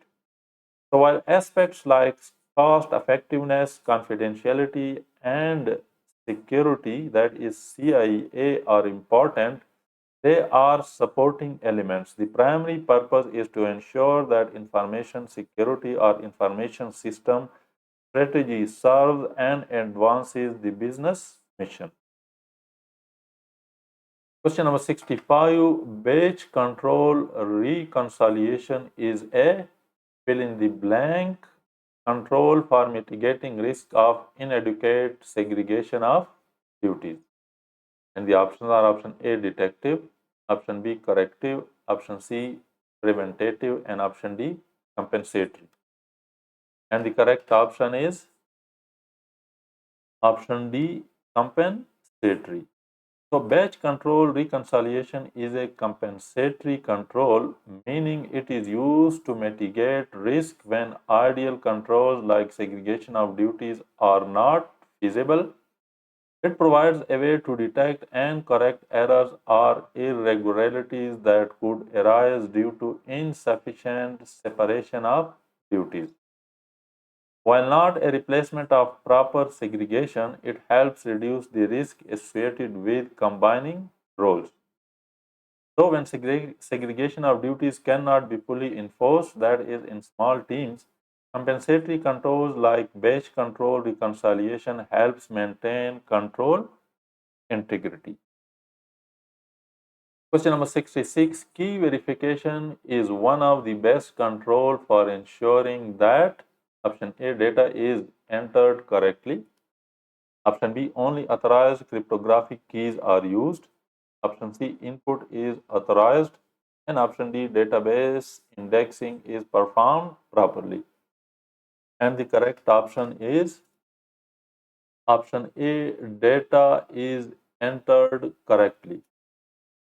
So, key verification is a data control technique where critical data is entered twice by two different individuals or systems and compared for accuracy. It is commonly used for ensuring that important fields like account numbers or transaction amounts are entered correctly, and detecting and preventing data entry errors before they affect downstream processes. It is not related to cryptographic keys, input authorization, or database indexing. Its primary purpose is to validate the accuracy of entered data. Question number 67. If senior management is not committed to strategic planning, how likely it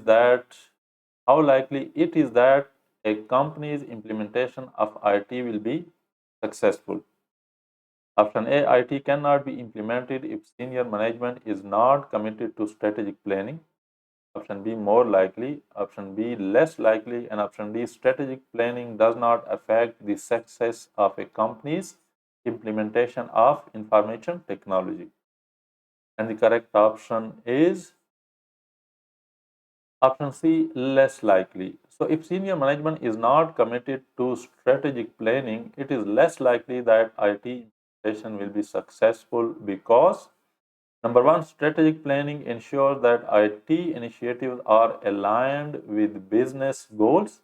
Number two, senior management provides leadership, funding, and authority needed for effective implementation. And number three, lack of commitment can lead to poor prioritization, unclear direction, and inadequate resource allocation. Therefore, while IT can still technically be implemented, the likelihood of success is significantly reduced without senior management's strategic involvement. Question number 68. Which of the following could lead to an unintentional loss of confidentiality? Choose the best answer. Option A, lack of employee awareness of a company's information security policy. Option B, failure to comply with a company's information security policy. Option C, a momentary lapse of reason. And option D, lack of security policy enforcement procedures. And the correct option is option A, lack of employee awareness of a company's information security policy.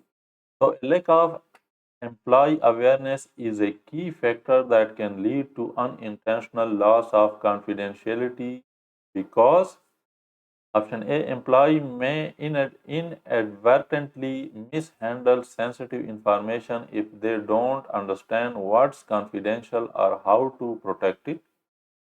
And number two, awareness training is essential to prevent accidental disclosures such as emailing data to the wrong recipient or sharing sensitive info or insecure channel. While policy violations, lapses in judgment, and weak enforcement are also risks, the best answer is option A because awareness is foundational. Without it, employees cannot comply or even recognize risks. Question number 69. What topology provides the greatest redundancy of routes and the greatest network fault tolerance? Option A, a star network topology. Option B, a mesh network topology with packet forwarding enabled at each host. Option C, a bus network topology. And option D, a ring network topology. And the correct option is option B, a mesh network topology with packet forwarding enabled at each host. So a mesh network topology with packet forwarding at each host provides number one, the greatest redundancy as every device is connected to every other device or at least multiple others in a partial mesh. Number two, high fault tolerance because if one path fails, data can still be routed through alternative paths.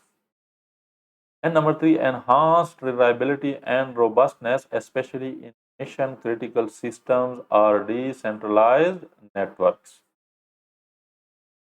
Question number 70. An IS auditor usually places more reliance on evidence directly collected. What is the example of such evidence?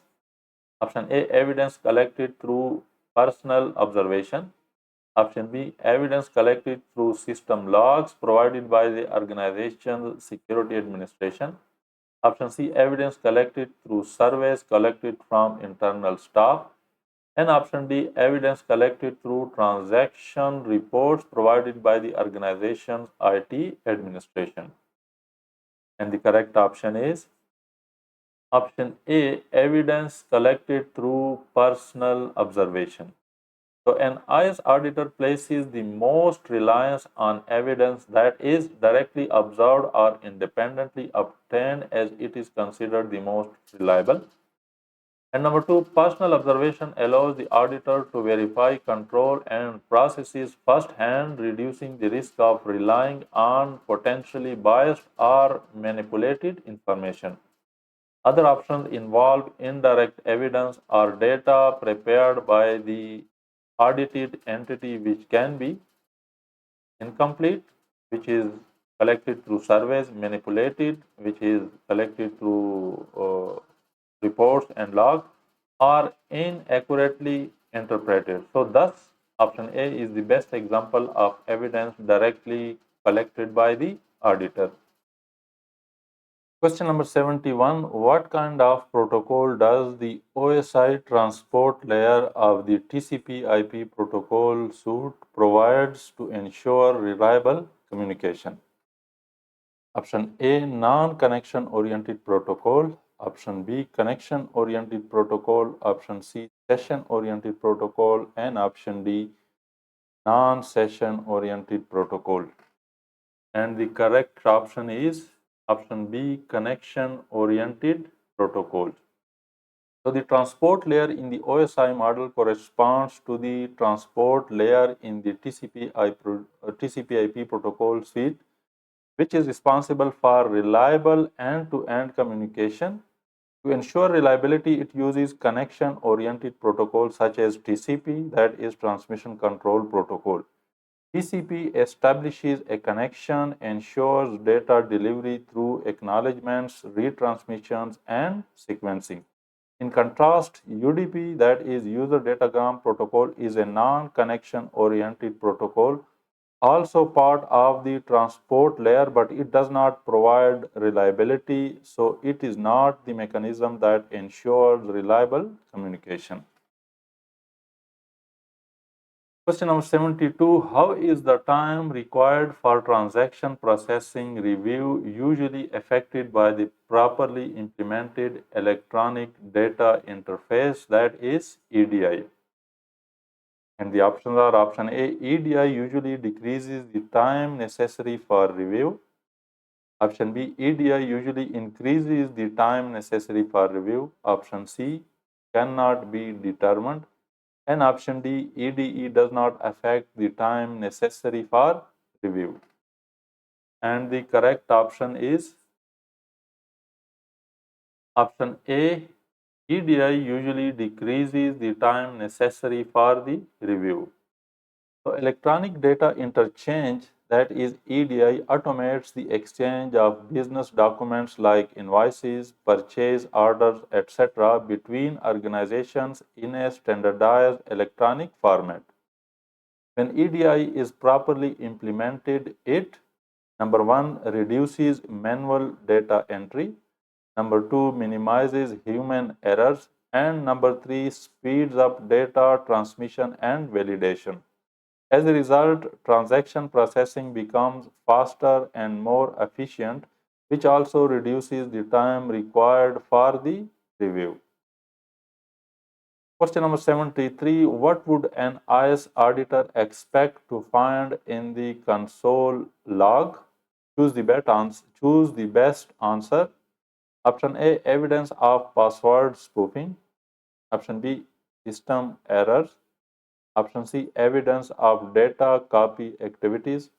And option D, evidence of password sharing. And the correct option is option B, system errors. So, a console log typically records messages related to the operating systems and applications status and activity, especially system level events. These logs are most useful for number one, debugging system issues, number two, monitoring system startup and shutdown, and number three, recording hardware or software errors. While other types of evidence like password spoofing, data copying, or password sharing might appear in security logs, audit logs, or application specific logs, they are not typically found in the console log. Question number 74. Atomicity enforces data integrity by ensuring that a transaction is either completed in its entirety or not at all.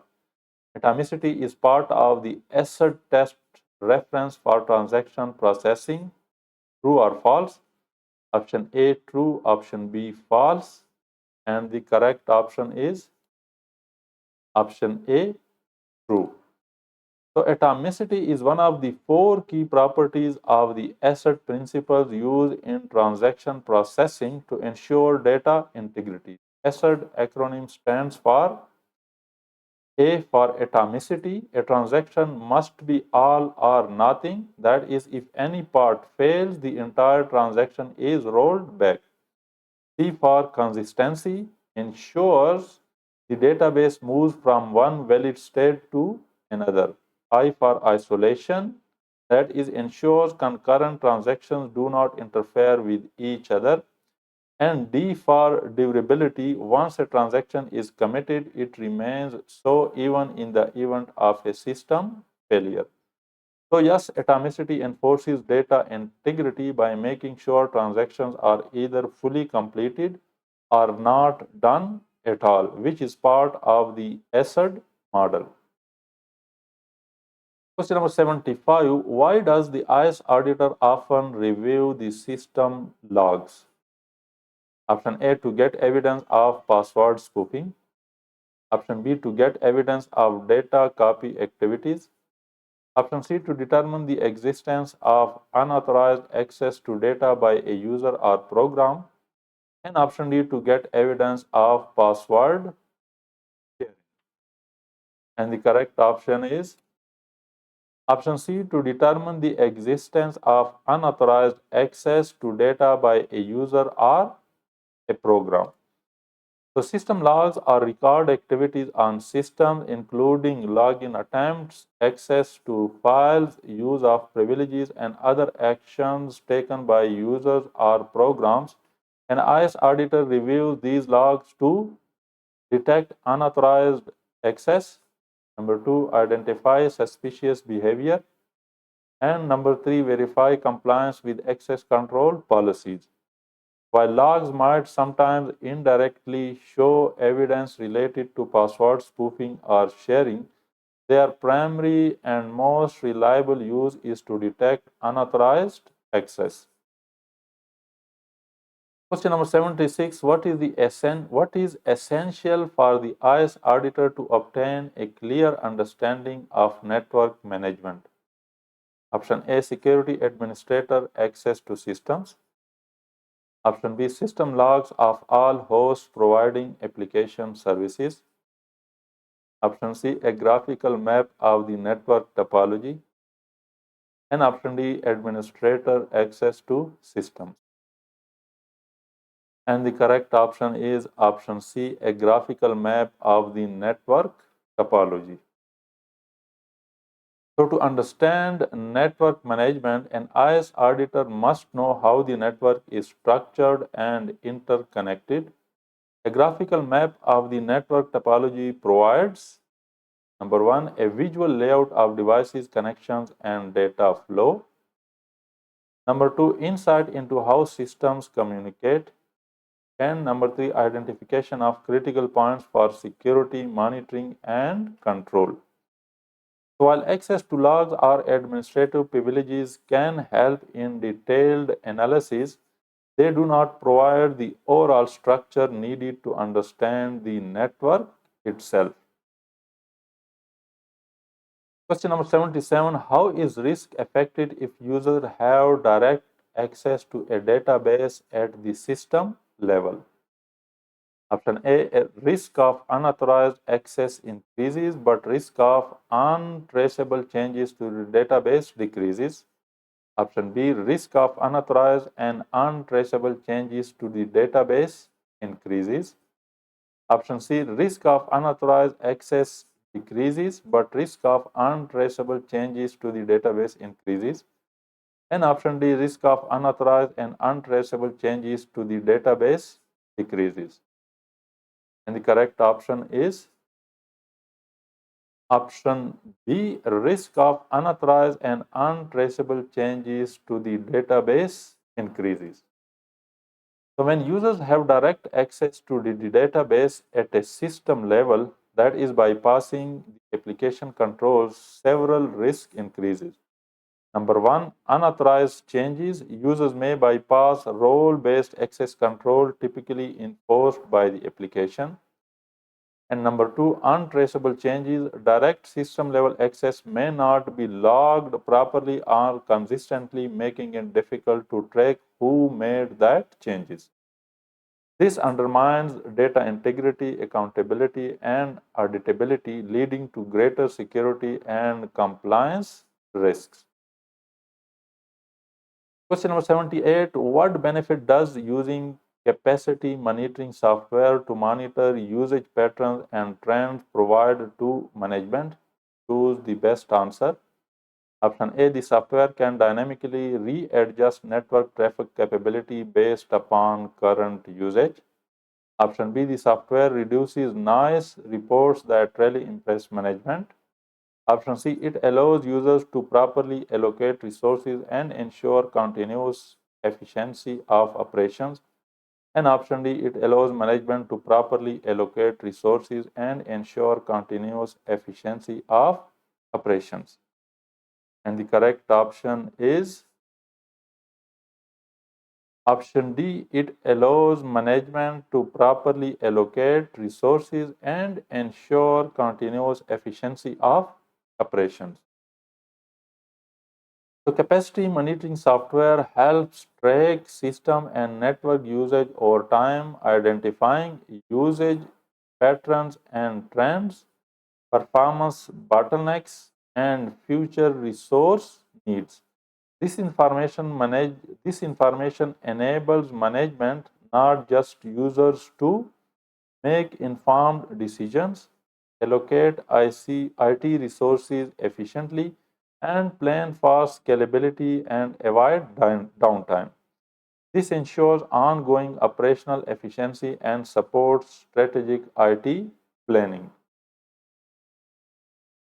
Question number 79, what can be very helpful to an IS auditor when determining the efficacy of a system maintenance program? Choose the best answer. Option A, network monitoring software. Option B, a system downtime log. Option C, administration activity reports.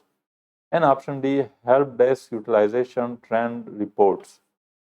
And the correct option is option B, a system downtime log. So a system downtime log records when systems are unavailable due to failures, maintenance, or other issues. This is very helpful to an IS auditor because it provides number 1, direct evidence of how often system goes down. Number 2, insight into effectiveness of maintenance procedures. And number 3, an indication of whether preventive maintenance is working as intended. While other options like network monitoring software or help desk reports may provide supporting information, the downtime logs gives the most relevant and measurable indicator of system maintenance success. Question number 80, what are used as a countermeasure for potential database corruption when two processes attempt to simultaneously edit or update the same information? Choose the best answer. Option A, referential integrity controls. Option B, normalization controls. Option C, concurrency controls. And option D, run-to-run totals. And the correct option is option C, concurrency controls. So concurrency controls are designed to prevent conflicts when multiple processes or users simultaneously access or modify the same data in a database. Without these controls, data corruption or inconsistencies can occur. Concurrency controls help by locking records or resources during a transaction, ensuring transaction isolation, and number 3, preventing lost updates, dirty reads, or uncommitted data access. Other options, such as option A, referential integrity controls, ensure consistency between related tables, that is, foreign key constraints. Option B, normalization control organizes data to reduce redundancy. And option D, run-to-run totals used for checking batch data consistency, not simultaneous auditing.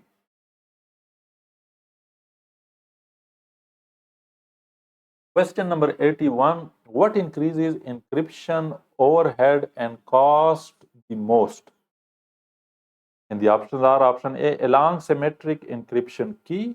Option B, a long asymmetric encryption key. Option C, a long advanced encryption standard key.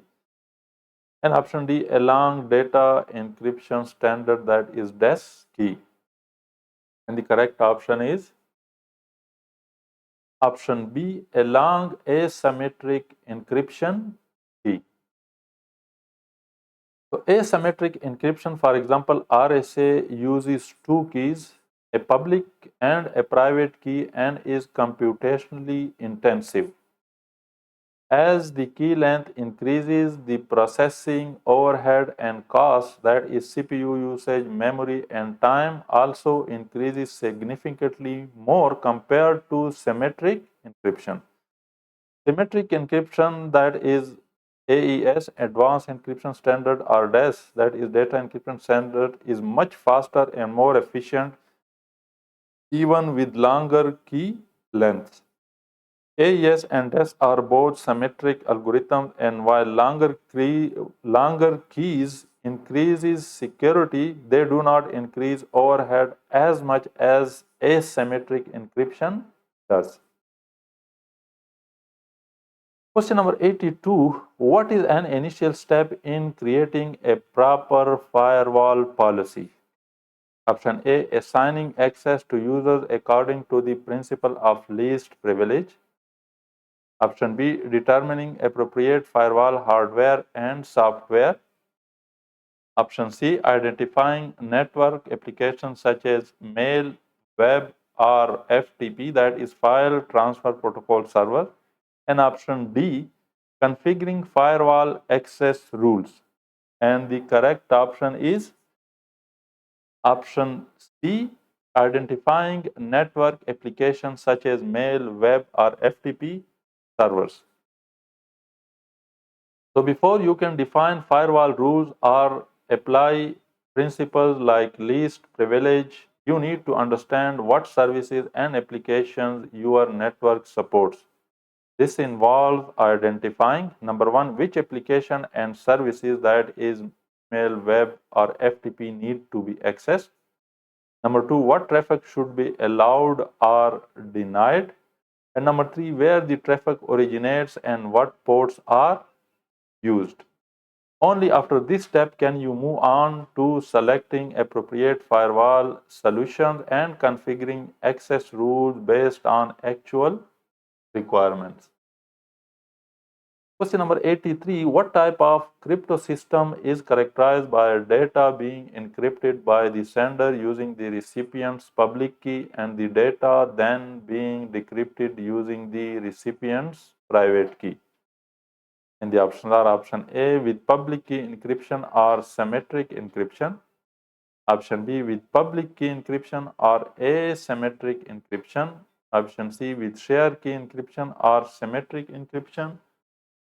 And option D, with shared key encryption or asymmetric encryption. And the correct option is option B, with public key encryption or asymmetric encryption. So the crypto system described data encrypted with the recipient's public key and decrypted with their private key is a hallmark of public key encryption, which is a form of asymmetric encryption. Key characteristics: asymmetric encryption uses two different keys, a public key for encryption and a private key for decryption. Number two, this enables secure communication without the need to share a secret key in advance. In contrast, symmetric encryption, also known as a shared key encryption, uses the same key for both encryption and decryption. Question number 84. How does the SSL, that is Secure Socket Layer Network Protocol, provide confidentiality?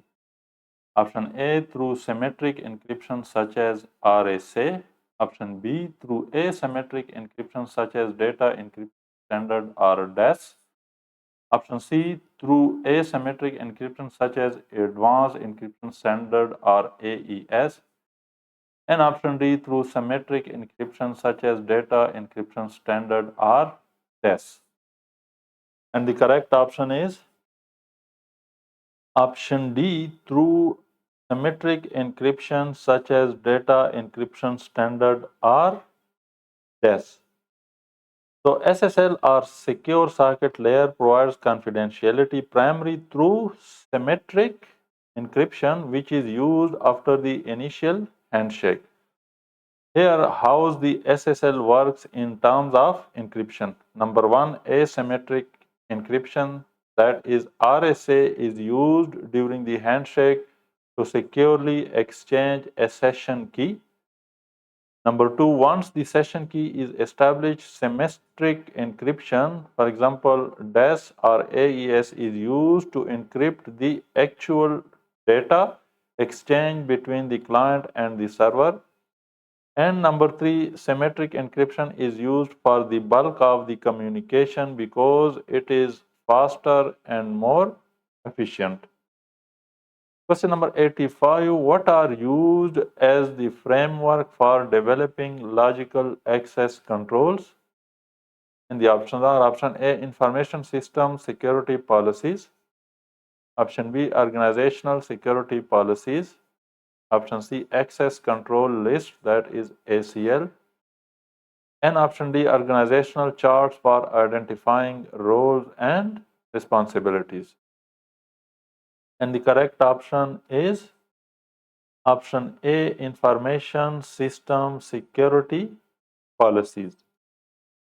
So information system security policies provide the framework and guidelines for implementing logical access controls within an organization. These policies define, number one, who can access systems and data. Number two, under what conditions access is allowed. And number three, the rules for authentication, authorization, and accountability.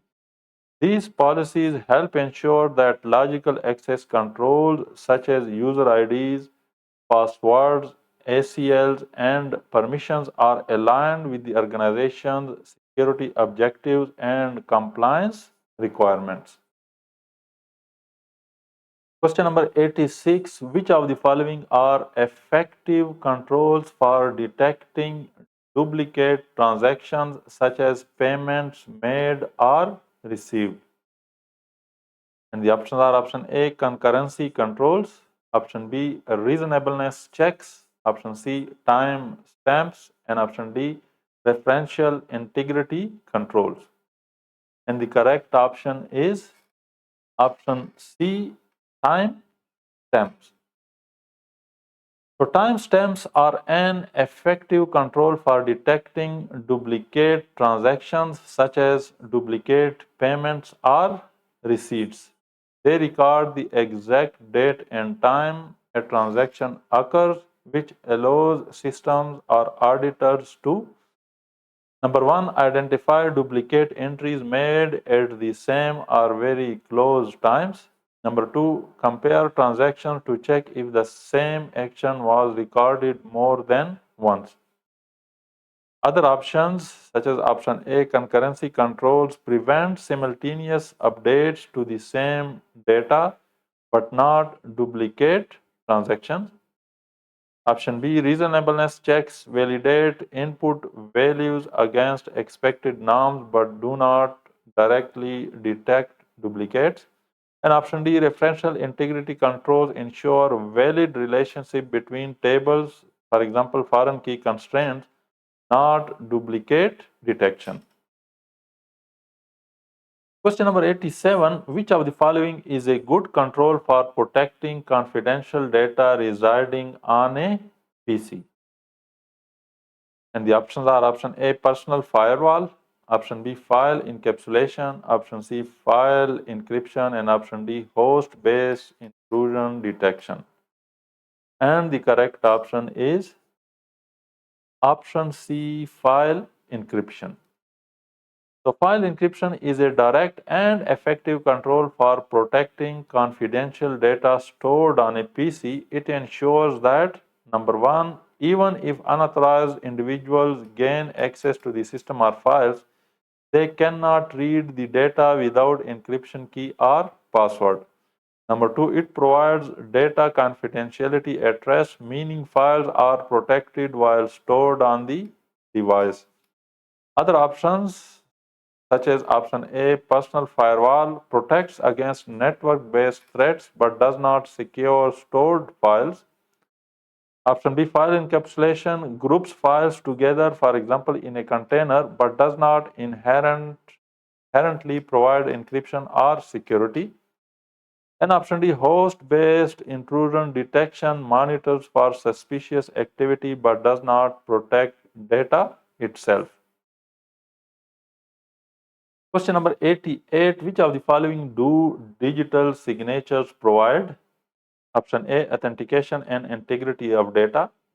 Option B, authentication and confidentiality of data. Option C, confidentiality and integrity of data. And option D, authentication and availability of data. And the correct option is option A, authentication and integrity of data. So digital signatures are cryptographic mechanisms that provide, number one, authentications, which verifies the identity of the sender, ensuring that the message truly came from who it claims. Number two, integrity. It ensures that the data has not been altered during transit. Any change to the original message would invalidate the signature. So digital signatures do not provide confidentiality as the data is not encrypted by default, and they do not ensure availability.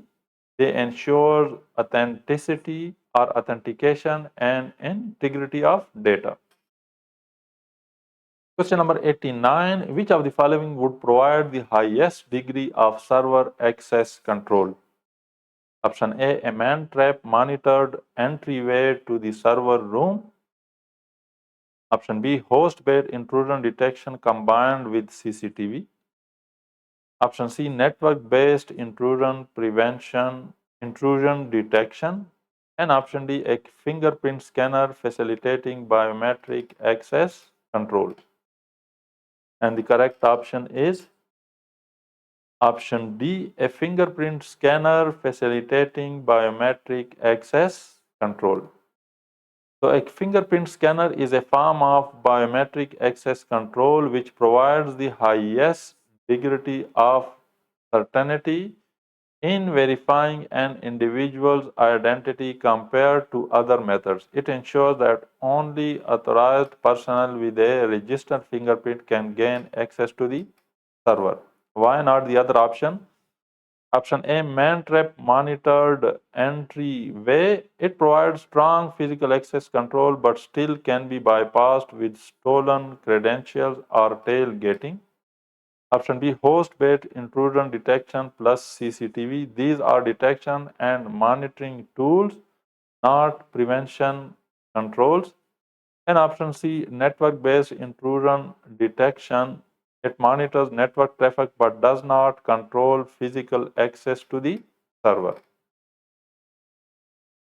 Question number 90, what are often the primary safeguards for system software and data? And the options are option A, administrative access controls, option B, logical access controls, option C, physical access controls, and option D, detective access controls. And the correct option is option B, logical access controls. So logical access controls are the primary safeguards for system software and data because they, number one, regulate who can access what data and systems based on roles, permissions, and authentication mechanism. Number 2 include measures like passwords, biometric authentication, user IDs, access control list, that is ACLs, and encryption. And number 3 help prevent unauthorized access or actions on system and data. Other options, option A, administrative access control. These are policy level controls, not directly technical safeguards. Option C, physical access controls protect physical infrastructure but not the software or data itself. And option D, detective access controls identify or alert after an event occurs but do not prevent access. Question number 91. What type of BCP test, that is business continuity plan test, uses actual resources to simulate a system crash and validate the plan's effectiveness? And the options are option A, paper, option B, preparedness, option C, walkthrough, and option D, parallel. And the correct option is option B, preparedness test. So a preparedness test, also called a simulation test, involves simulating a real system crash or disaster scenario using actual resources, that is people, systems, and processes, to test the effectiveness of business continuity plan. It checks how well the organization can respond to and recover from an actual incident in a controlled manner. Here is a quick comparison of other BCP test types. Option A, paper test, is a desk-based review of the plan without any actual simulation. B, preparedness test, simulates a real-world event with full resource involvement. C, walkthrough, staff verbally go through their roles and responsibility. And the D, parallel, backup systems are run in parallel with primary systems but not used in live operations. So, preparedness testing is the most realistic and resource intensive option, closely mimicking an actual disaster. Question number 92. What type of a major BCP, business continuity plan test, only requires representatives from each operational area to review the plan? Option A, parallel, option B, preparedness, option C, walkthrough, and option D, paper. And the correct option is option C, walkthrough. So a walkthrough test, also known as a tabletop test, involves representatives from each operational area coming together to review and discuss the business continuity plan. The goal is to validate the accuracy and completeness of the plan, ensure all participants understand their roles, and identify any gaps or inconsistencies in procedure. No actual systems are used or interrupted during the test. It is purely a discussion based exercise. Why the other options are incorrect? Option A, parallel, involves running backup system in parallel with production system to test functionality.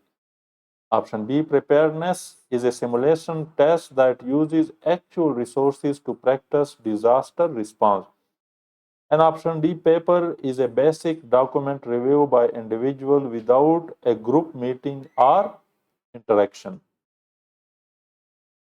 Question number 93. What influences decisions regarding the criticality of assets? Option A, the business criticality of the data to be protected. Option B, internal corporate politics. Option C, the business criticality of the data to be protected and the scope of the impact upon the organization as a whole. So this word is impact. And option D, the business impact analysis. And the correct option is option C, the business criticality of the data to be protected and the scope of the impact upon the organization as a whole. So when determining the criticality of assets, decision makers must consider number one, the business criticality of the data or service. That is how essential it is to the functioning and objective of the organization. Number two, the scope of the impact. What would be the effect on the entire organization if the assets were compromised, lost, or unavailable? For example, financial loss, reputational damage, or regulatory issues.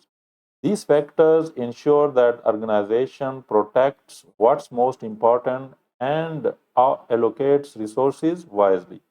Why other options are not the best? Option A, the business criticality of the data to be protected. This is only part of the picture. It does not consider organizational wide impact. Option B, internal corporate politics. While this might influence decisions in practice, it is not a valid or recommended basis for determining assets criticality. And option D, the business impact analysis, also known as BIA. The BIA is a tool that helps assess criticality but is not itself a factor that influences it. It informs the decisions, not defines it. Question number 94. Of the three major types of off-site processing facilities, what type is characterized by at least providing for electricity and HVAC? HVAC is heating, ventilation, and air conditioning. And the options are option A, cold site, option B, alternate site, option C, hard site, and option D, warm site. And the correct option is option A, cold site. So a cold site is a type of off-site processing facility that number one provides basic infrastructure such as electricity, HVAC, heating, ventilation, and air conditioning and physical space. Number two does not include hardware, software, or data. These must be brought in and configured before use. And number three is the least expensive but also takes the longest to become operational during disaster. Why the other options are incorrect? Option B, alternate site, is a general term that could refer to a hot, warm, or cold site. It is not specific. Option C, hard site, is fully equipped with hardware, software, and up-to-date data, ready to take over operations immediately. And option D, warm site, partially equipped, some hardware and some data, more readiness than a cold site but less than a hard site. Question number 95. Of the three major type of off-site processing facility, what type is often an acceptable solution for preparing for the recovery of non-critical systems and data? So the keyword here is non-critical system and data. And the options are option A, cold side, option B, hard side, option C, alternate side, and option D, warm side. And the correct option is again option A, cold side. So a cold side is often considered an acceptable and cost-effective solution for recovering non-critical system and data because it provides only basic infrastructure like power, HVAC, and space. It does not have hardware or current data pre-installed, and it requires more time to become operational, making it unsuitable for critical systems but adequate for less time sensitive functions. Why the other options are incorrect? Option B, hard side, is designed for mission critical systems. It is expensive but supports immediate failover. Option C, alternate side, a general term that can refer to cold, warm, or hard side but not distinct category. And option D, warm site, includes some pre-installed system and data, better than a cold site but still more costly and often used for moderately critical systems. Question number 96. Any changes in system assets such as replacement of hardware should be immediately recorded within the asset inventory of which of the following? Choose the best answer. Option A, IT strategic plan. Option B, business continuity plan. Option C, business impact analysis. And option D, incident response plan. And the correct option is option B, business impact analysis. So the business impact analysis or BCP includes an assets inventory that must be kept up to date to ensure that recovery and continuity strategies reflect the current environment. When system assets like hardware are changed or replaced, these updates should be immediately recorded in the BCP so that recovery procedures remain relevant, dependencies are correctly mapped, and resource requirements are accurately defined. Keeping the BCP current ensures effective response and recovery during a disruption. Why the other options are not the best? Option A, IT strategic plan focuses on long-term IT goals and direction, not operational asset tracking. Option C, business impact analysis used to identify critical processes and impacts, but it's not the place for ongoing assets updates. And option D, incident response plan deals with responding to security incidents, not with general asset management. Question number 97. Although BCP, that is Business Continuity Plan, and DRP, Disaster Recovery Plan, are often implemented and tested by middle management and end users, the ultimate responsibility and accountability for the plans remain with executive management, such as the fill in the blank. The options are option A, Security Administrator, option B, Systems Auditor, option C, Boards of Director, and option D, Financial Auditor. And the correct option is option C, Boards of Directors. So while middle management and end users are often responsible for implementing and testing business continuity plan and disaster recovery plan, the ultimate responsibility and accountability for ensuring the organization is prepared for disruption lies with the executive management, especially the board of directors. The board of directors is responsible for overseeing risk management and organizational resilience, ensuring that appropriate resources and governance structures are in place, and holding senior leadership accountable for preparedness and compliance. Why the other options are incorrect? Option A, Security Administrator implements and enforces security controls but does not hold ultimate responsibility or accountability. Option B, System Auditor reviews and evaluates controls but is not responsible for the plans. Option D, Financial Auditor focuses on financial statements and compliance, not continuity planning. Question number 98. Library control software restricts source code to option A, read only access, option B, write only access, option C, full access, and option D, read write access. And the correct option is option A, read only access. So library control software, often part of the configuration management or version control systems, is designed to protect the integrity of source code by restricting general users access to read only, preventing unauthorized or accidental modifications, allowing only authorized personnel, that is developers or release managers, to check out and modify code through controlled processes. And number 3, maintaining version history and enforcing change control policies. This ensures that only vetted and approved changes are made to the source code, which is crucial for maintaining system stability and security. Why the other options are incorrect? Option B, write only access is not practical. Users need to read the code to modify it. And option C, full access would allow unrestricted changes, undermining control and security.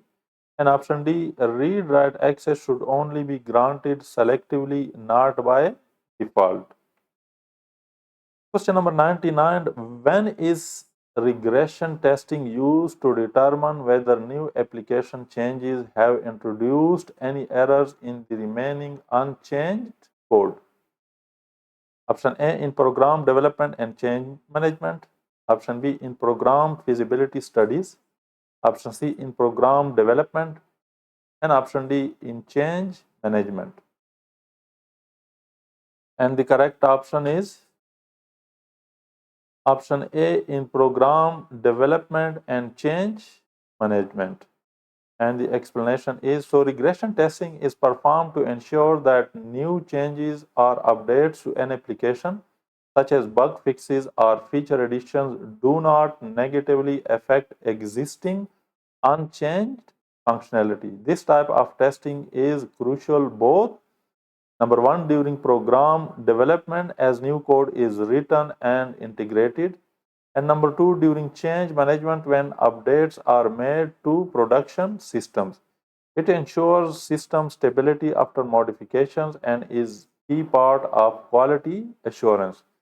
Why the other options are not best alone? Option B, in program feasibility studies, focuses on whether a project is viable, not testing code.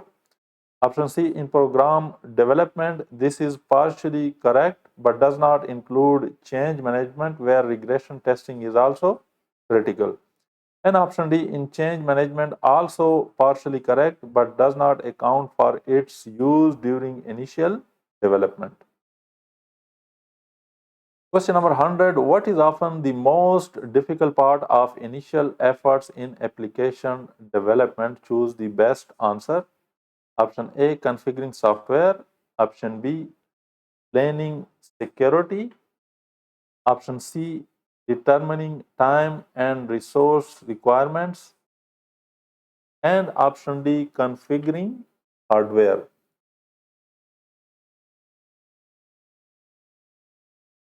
And the correct option is option C, determining time and resource management.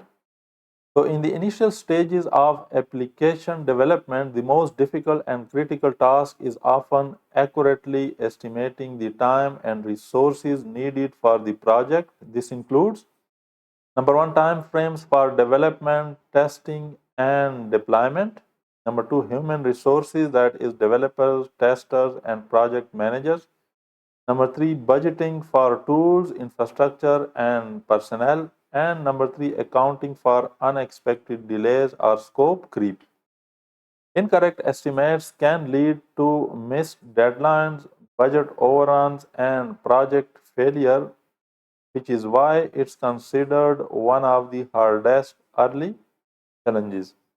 Why the other options are less suitable? Option A, configuring software is important but comes after planning and requirements gathering. Option B, planning security is crucial but part of overall planning and usually not as complex as estimating the time resources at the outset. And option D, configuring hardware is a more technical and predictable task, not as complex or uncertain as early stage estimation. Question number 101, what is a primary high level goal for an auditor who is reviewing a system development project? Option A, to ensure that programming and processing environments are segregated. Option B, to ensure that proper approval for the project has been obtained. Option C, to ensure that business objectives are achieved. And option D, to ensure that projects are monitored and administered effectively. And the correct option is option C, to ensure that business objectives are achieved. And the explanation is, so the primary high-level goal of an auditor reviewing a system development project is to ensure that the project aligns with and supports the achievement of business objectives While other options relate to control and governance, which are important, they serve the broader purpose of ensuring the system being developed ultimately meets business needs and adds value. Option A refers to technical controls, B is about project initial approval, and option D focuses on project management oversight, so only C reflects the auditor's strategic objective. Question number 102. Whenever an application is modified, what should be tested to determine the full impact of the change? Choose the best answer. Option A, interface systems with other applications or systems. Option B, the entire program including any interface systems with other applications or systems. Option C, all programs including interface systems with other applications or systems. And option D, mission critical functions and any interface systems with other applications or systems.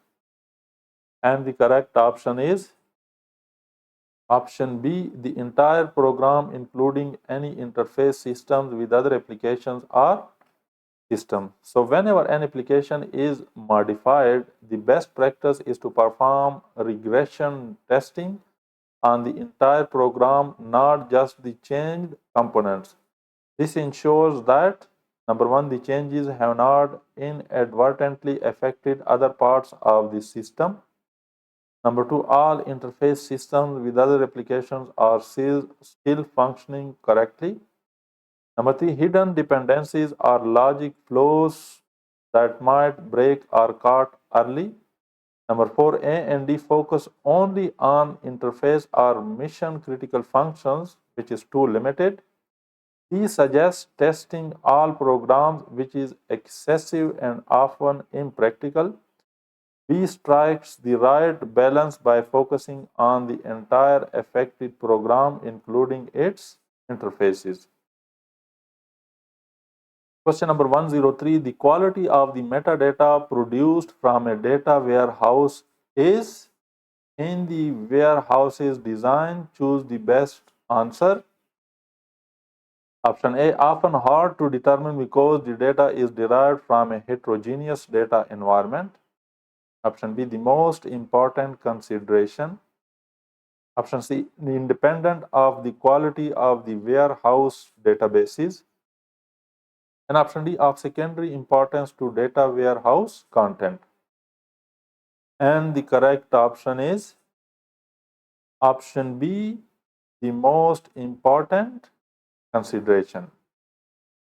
So in data warehouse, metadata, that is data about data, is critical because it describes the structure, operations, sources, and meaning of the data, helps users understand, trust, and effectively use the data warehouse, and enables effective data governance, searchability, and analysis. Poor metadata leads to misinterpretation, errors, and lack of trust in the warehouse. Therefore, its quality is a top priority in the warehouse's design, making B the best answer. Question number 104, select true or false. Function point analysis, that is FPA, provides an estimate of the size of an information system based only on the number and complexity of a system's inputs and outputs. Option A, true, and option B, false. And the correct option is option B, false. So function point analysis or FPA estimates the size of an information system not only based on inputs and outputs, but also includes external inputs, that is EI, external outputs, that is EO, external inquiries, that is EQ, internal logical files, ILF, and external interface files, that is EIF. So these five components consider data movement and storage as well as complexity and interactions. Therefore, it's more comprehensive than just focusing on inputs and outputs, and hence the statement is false. Question number 105. Who assumes ownership of a system development project and the resulting system? Option A, user management. Option B, project steering committee. Option C, IT management. And option D, systems developers. And the correct option is option A, user management.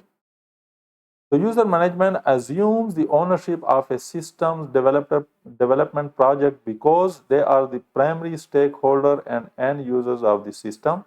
They define the business requirements and ensure system meets operational needs. They are responsible for systems success, adoption, and benefits realization. Other roles, option B, project steering committee provides oversight and guidance. Option C, IT management supports development and maintenance. Option D, systems developers build the system but not own it. So ownership lies with the users who will ultimately use and rely on the system. Question number 106. If an IS auditor observes that individual modules of a system perform correctly in development project tests, the auditor should inform management of the positive results and recommend further. Option A, documentation development. Option B, comprehensive integration testing. Option C, full unit testing. And option D, full regression testing. And the correct option is option B, comprehensive integration testing. So even if individual modules pass their tests, this only proves they work in isolation. The real risk lies in how these modules interact with each other. That's why comprehensive integration testing is critical. It ensures system works as a whole and uncovers issues like data mismatches, timing problems, and logic conflicts that unit tests simply cannot detect. Option A, documentation is necessary but not urgent here. Option C, unit testing has already been done. That's what the auditor observed. And option D, regression testing is useful after changes, but before that, integration testing is key. So skipping integration testing is reckless. It invites unexpected failures in production, even if every single module looks fine on its own. Question number 107. True or false? When participating in a system development project, an IS auditor should focus on system controls rather than ensuring that adequate and complete documentation exists for all projects. Option A, true, and option B, false. And the correct option is option B, false. So while an IS auditor should certainly focus on system controls, they must also ensure that adequate, complete documentation exists. Documentation is essential for maintaining system integrity and traceability, facilitating audits and reviews, supporting future maintenance and enhancements, and demonstrating compliance and accountability. So, a lack of documentation can make a well controlled system unverifiable and unsustainable. So, the auditor's role includes reviewing both control and documentation to ensure the overall effectiveness and auditability of the system. Hence, the statement is false. Question number 108. What is a reliable technique for estimating the scope and cost of a software development project? Option A, functional or function point analysis FPA. Option B, feature point analysis FPA. Option C, Gantt. And option D, PERT or PERT. And the correct option is option A, function point analysis or FPA. So function point analysis FPA is a reliable and standardized technique to estimate the size, scope, and cost of a software development project. It measures the functionality delivered to the user based on external inputs, external outputs, user interactions, files used, and interfaces. This functional size can then be used to estimate effort, time, and cost regardless of the programming language or technology. Question number 109. Which of the following is a program evaluation review technique that considers different scenarios for planning and control projects? Option A, function point analysis FPA. Option B, Gantt. Option C, rapid application development RAD. And option D, PERT. And the correct option is option D, PERT, PERT. So PERT or Program Evaluation Review Technique is a project management tool used for planning, scheduling, and controlling projects. It is especially useful because it considers multiple scenarios, optimistic, pessimistic, and most likely, helps in estimating project duration and identifying the critical path, is ideal for complex, uncertain projects where task duration can vary. Other options, option A, function point analysis estimates size and cost of software projects. Option B, Gantt is a visual tool for scheduling but does not analyze project scenarios. And option C, rapid application development, that is RAD, is a software development methodology focused on speed and not project evaluation. Thus, PERT is the correct answer for scenario-based project planning.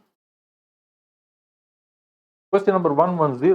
What often results in a project scope creep when functional requirements are not defined as well as they could be?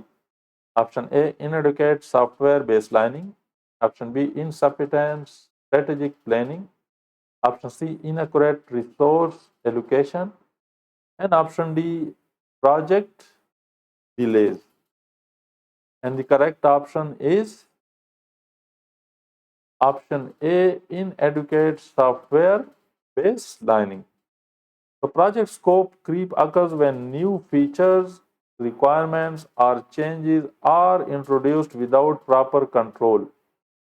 This often happens when functional requirements are poorly defined and there is no solid baseline to measure changes against. Inadequate software baselining means that the original requirements, scope, or system specification were not formally documented or controlled. Without a clear baseline, it's hard to say what's a legitimate change versus what's the scope creep. Other options, option B, insufficient strategic planning affects alignment but not directly scope creep. Option C, inaccurate resource allocation leads to inefficiencies, not scope creep. And option D, project delays are usually a result, not a cause of scope creep. So the correct root cause related to poorly defined functional requirements is option A, inadequate software baselining. Question number 111. Run-to-run totals can verify data through which stages of application processing? Option A, initial. Option B, various. Option C, final. And option D, output. And the correct option is option B, various. So run-to-run totals are control totals used to verify that data remains complete and accurate as it moves through various stages of application processing. They help detect number 1, data loss, number 2, processing errors, number 3, unauthorized changes between stages, that is input, processing, and output. Option A, initial, option C, final, and option D, output are too narrow in scope. Option B, various, is the best answer because it reflects the continuous nature of this control across multiple processing stages.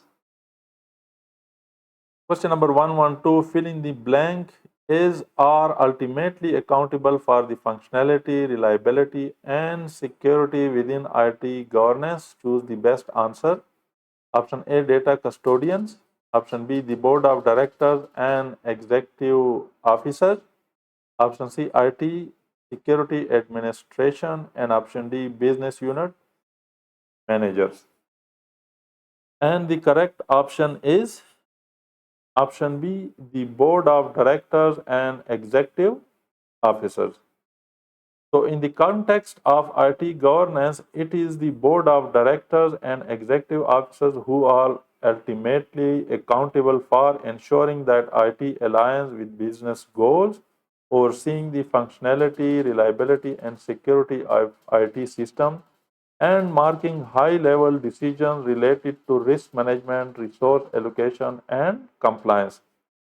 Other roles, that is option A, data custodians are responsible for implementing controls and handling data, not ultimate accountability. Option C, IT security administration handles technical security tasks but does not bear final responsibility. And option D, business unit managers may be accountable for operations but not enterprise wide IT governance. So, thus, the correct fill in the blank is the board of directors and executive officers are ultimately responsible or accountable for the functionality, reliability, and security within IT governance. Question number 113, what can be used to help identify and investigate unauthorized transactions? Choose the best answer. Option A, post-mortem review. Option B, reasonableness checks. Option C, data mining techniques. And option D, expert systems. And the correct option is option C, data mining techniques. So, data mining techniques are powerful tools for identifying patterns, anomalies, and trends within large data assets. They are especially effective at detecting unauthorized or suspicious transactions, highlighting unusual activity that may indicate fraud or errors, supporting investigation and analysis through pattern recognition. Other options, option A, post-mortem review, conducted after an incident, not proactive for identifying unauthorized transactions. Option B, reasonableness checks, useful but limited to predefined rules, may miss complex or hidden patterns.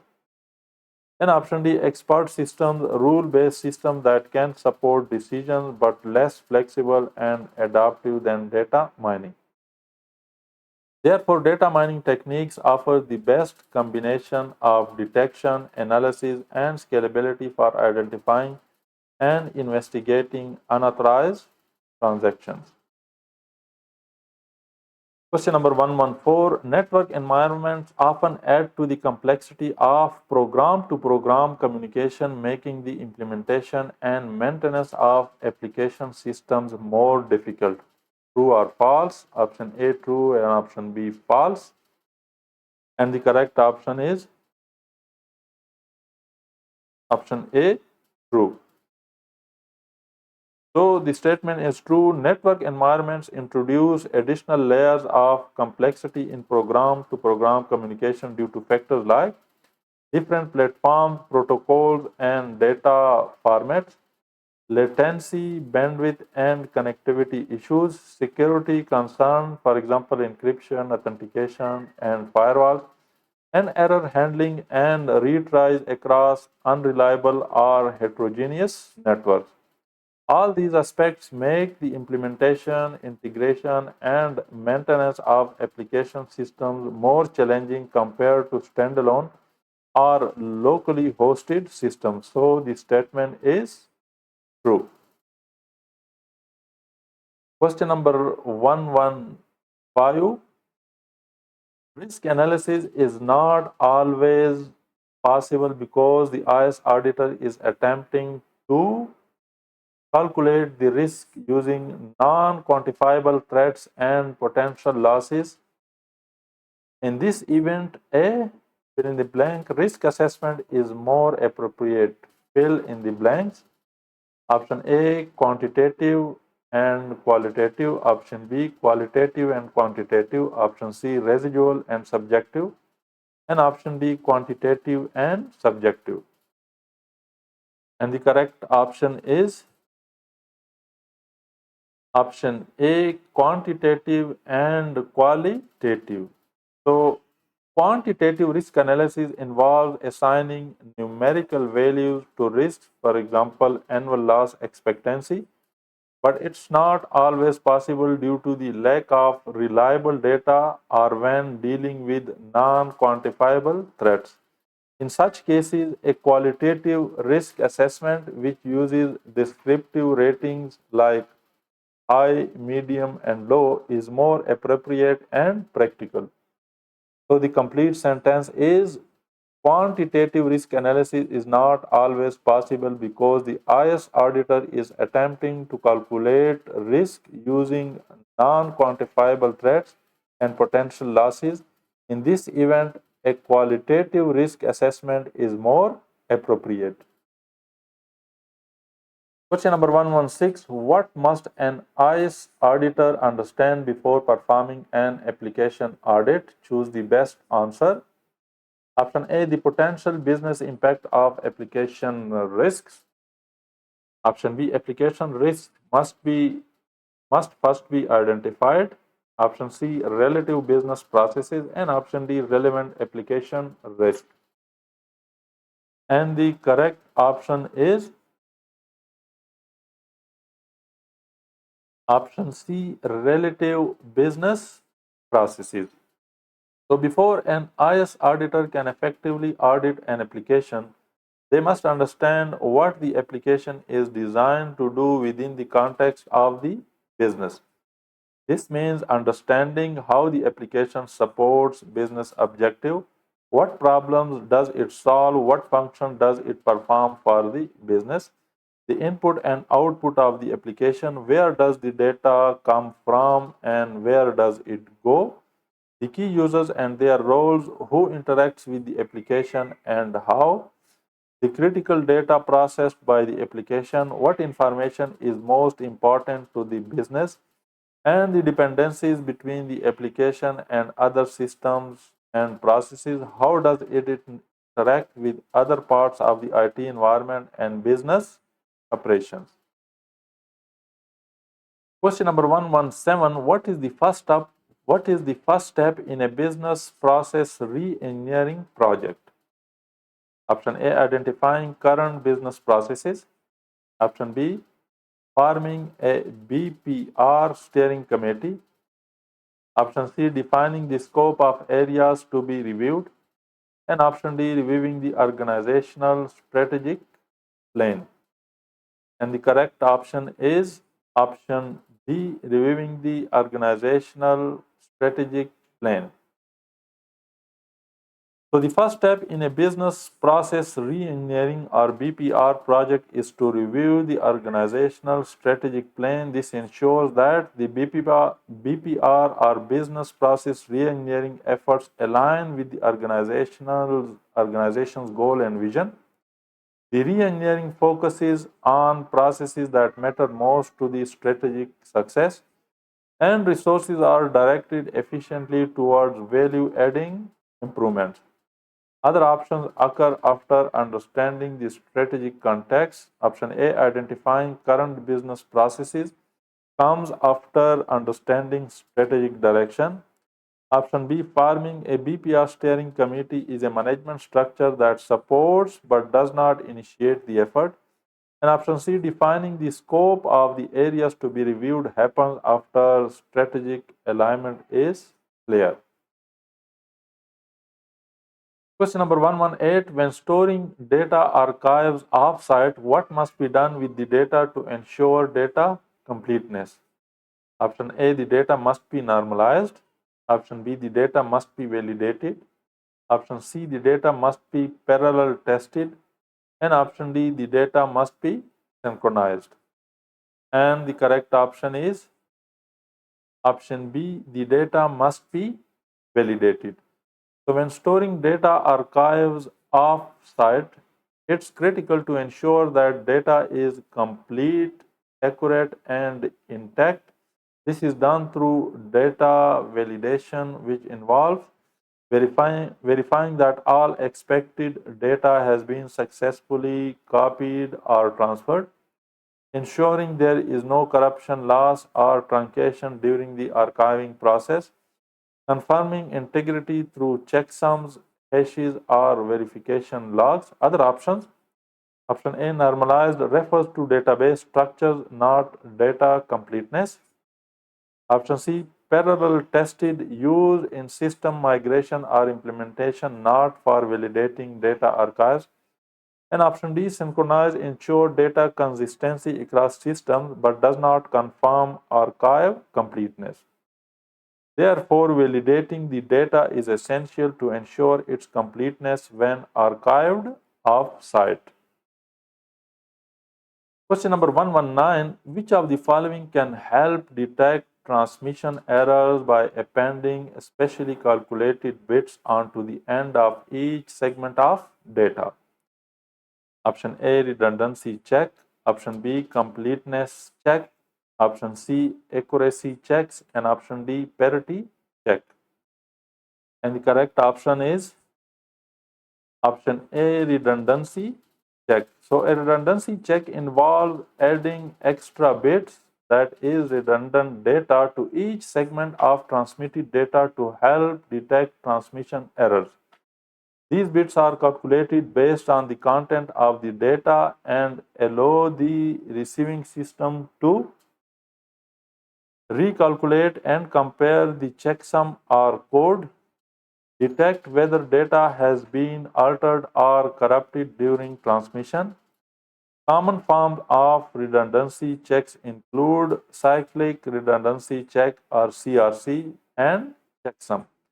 Other options, option B, completeness check, ensures all required fields or records are present, not for transmission errors. Option C, accuracy check, validates correctness of data values, not transmission integrity. And option D, parity check, is a simple form of redundancy check but more limited. A is the broader and more accurate term. Question number 120. A transaction journal provides the information necessary for detecting unauthorized fill in the blank from a terminal. Option A, deletion. Option B, input. Option C, access. And option D, duplication. And the correct option is option B, input. So a transaction journal records all transactions entered into a system, building details such as who entered the transaction, when it was entered, and what data was submitted. This log is essential for detecting unauthorized inputs such as transactions that were entered without proper authorization from an unapproved terminal or by an unauthorized user. Other options, option A, deletion, typically monitored through audit trails or change logs. Option C, access, monitored through access logs, not transaction journals. And option D, duplication, detected through duplicate checks, not primarily transaction journal. So the correct sentence is a transaction journal provides the information necessary for detecting unauthorized input from a terminal. So that's all for this video. If you people like more such practice questions, please comment, and I will be happy to produce such more questions, and also like and comment on the video. Thank you and see you in the next video. Question number 121. The traditional role of an IS auditor in the control self-assessment should be that of an, and the options are option A, implementer, option B, facilitator, option C, developer, and option D, sponsor. And the correct option is Option B, facilitator. And the explanation is, so in a controlled self-assessment, that is CSA, the traditional role of an IS auditor is to act as a facilitator, not as someone who controls or implements the process. Role of an IS auditor as a facilitator includes guiding the CSA process. He encourages management and staff to evaluate their own controls, provides expertise on risk and control principles, and ensures objectivity without dominating the assessment. So, why not the other options? Option A, implementer. So, the business units, not the auditor, implement the controls. And option C, developers. So, auditors do not develop the control or processes under review. And option D, sponsor. Sponsorship typically comes from senior management or executive. Question number 1 to 2. When are benchmarking partners identified within the benchmarking process? The options are option A, in the design stage, option B, in the testing stage, option C, the research stage, and option D, the development stage. And the correct option is option C, in the research stage. So, in the benchmarking process, identifying benchmarking partners typically happens during the research stage. This is when organizations analyze current practices, identify performance gaps, search for other companies and partners that are best in class or have superior performance in specific areas, and reach out or gather data for comparison. So, quick breakdown of benchmarking stages. Design stage define what to benchmark, goals and scope. Research stage identify partners and collect data. Analysis stage compare performance and identify gaps. Development stage set targets and plan improvements. And implementation stage apply changes and monitor results. Question number 1 to 3. Which of the following is the most critical step in planning an audit? And the options are option A, implementing a prescribed auditing framework such as COBIT. Option B, identifying current controls. Option C, identifying high risk audit targets. And option D, testing controls. And the correct option is option C, identifying high risk audit targets. So this is the most critical step in planning phase because it establishes the focus and scope of the entire audit. By identifying high risk areas, the auditor ensures that resources are directed toward the most vulnerable parts of the organization where control failures would have the most significant impact. For example, financial loss, data breaches, regulatory non-compliance. The entire audit plan, including the controls to be identified and tested, is determined by this initial risk assessment. Question number 1 to 4. To properly evaluate the collective effect of preventative, detective, or corrective controls within a process, an IS auditor should be aware of which of the following. Choose the best answer. And the options are option A, the business objectives of the organization. Option B, the effect of segregation of duties on internal controls. Option C, the point at which controls are exercised as data flows through the system. And option D, organizational control policies. And the correct option is option C, point at which controls are exercised as data flows through the system. So, to properly evaluate the collective effect of preventive, detective, and corrective controls, the IS auditor must understand when and where each type of control is applied during the data flow or the process cycle, how these controls interact, and whether they work together effectively. and whether there are gaps or redundancies in the control environment. So this helps the auditor assess the overall effectiveness of the control framework with the process. Question number 1 to 5. What is the recommended initial step of an audit for an IS auditor to implement continuous monitoring systems? The options are option A, document existing internal controls. Option B, perform compliance testing on internal controls. Option C, establish a control monitoring steering committee.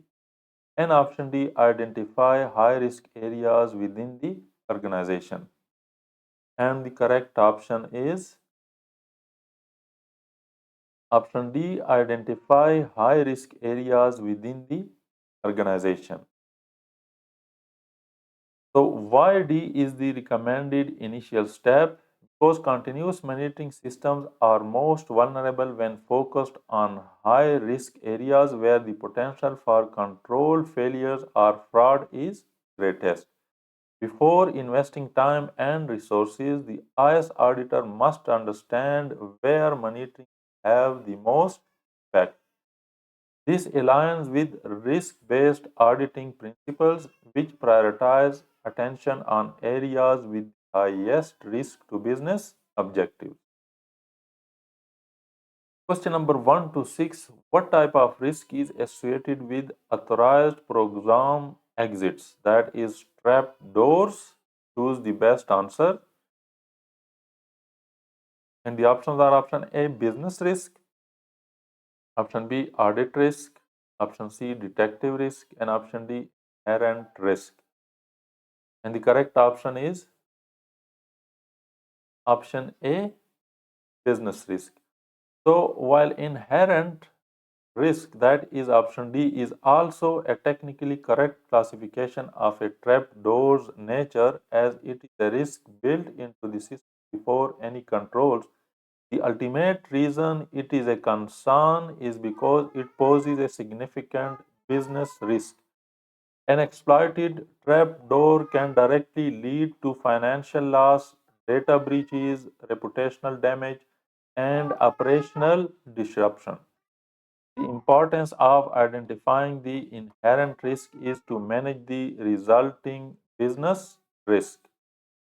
Question number 1 to 7. Which of the following is best suited for searching for address field duplications? And the options are option A, text search forensic utility software. Option B, generalized audit software. Option C, productivity audit software. And option D, manual review. And the correct option is option B, generalized audit software. So generalized audit software, that is GIS tools, are designed to analyze large volumes of data efficiently, including searching for duplicate records, inconsistencies, and patterns such as duplicate address fields. They allow auditors to automate tasks like sorting, matching, and summarizing data. Text search forensic utility software is more specialized for text analysis but less suited for structured data duplicate checks. Productivity audit software focuses more on assessing efficiency and performance, not data integrity. And manual review is time consuming and prone to error when dealing with large data sets. Question number 1 to 8. Which of the following is of the greatest concern to IS auditor? The options are option A, failure to report a successful attack on the network. Option B, failure to prevent a successful attack on the network. Option C, failure to recover from a successful attack on the network. And option D, failure to detect a successful attack on the network. And the correct option is option D, failure to detect a successful attack on the network. And the explanation is So why it is the greatest concern? So if an attack goes undetected, the organization may continue operating under the illusion of security while the attacker gains or maintains manual access, steals or corrupts data, and damages the systems over time. Detection is the first step towards response, containment, and recovery. So, a failure to detect means no incident response plan can be triggered and the attack can persist indefinitely. Question number 129. An integrated test facility is not considered a useful audit tool because it cannot compare processing output with independently calculated data. True or false? The options are option A true, option B false, and the correct option is option B false. So, an integrated test facility or ITF is a useful audit tool. In fact, it is specifically designed to introduce test data into a live system, usually using dummy entities, monitor how system processes that data, and compare actual output against independently calculated or expected results. So this comparison helps evaluate the accuracy and integrity of the system's processing logic without disrupting real operations. Question number 130. An advantage of a continuous audit approach is that it can improve system security when used in time sharing environment that process a large number of transactions. True or false? And the options are again option A true and option B false. And the correct option is option A true. So a continuous audit approach involves real-time or near real-time auditing, which can bring several advantages, especially in time-sharing environments with high transaction volumes. Here is why the statement is true. Early detection of irregularities or breaches. So, continuous audits can identify unusual activity as it happens. Improved system security. So, since transactions are monitored constantly, suspicious behavior or security threats can be flagged and addressed quickly. Better control over shared resources. Time sharing systems, that is, multiple users sharing computing resources. Continuous audits help maintain accountability and track user actions. Faster response to risk. Continuous visibility means quicker responses to policy violations or fraud.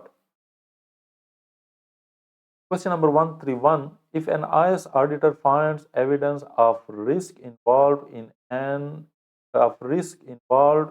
not implementing proper segregation of duties, such as having the security administrator perform an operations function, what is the auditor's primary responsibility? The options are option A to advise senior management, option B to reassign job functions to eliminate potential fraud, option C to implement compensator controls, and option D segregation of duties is an administrator control not considered by an IS auditor. And the correct option is option A to advise the senior management.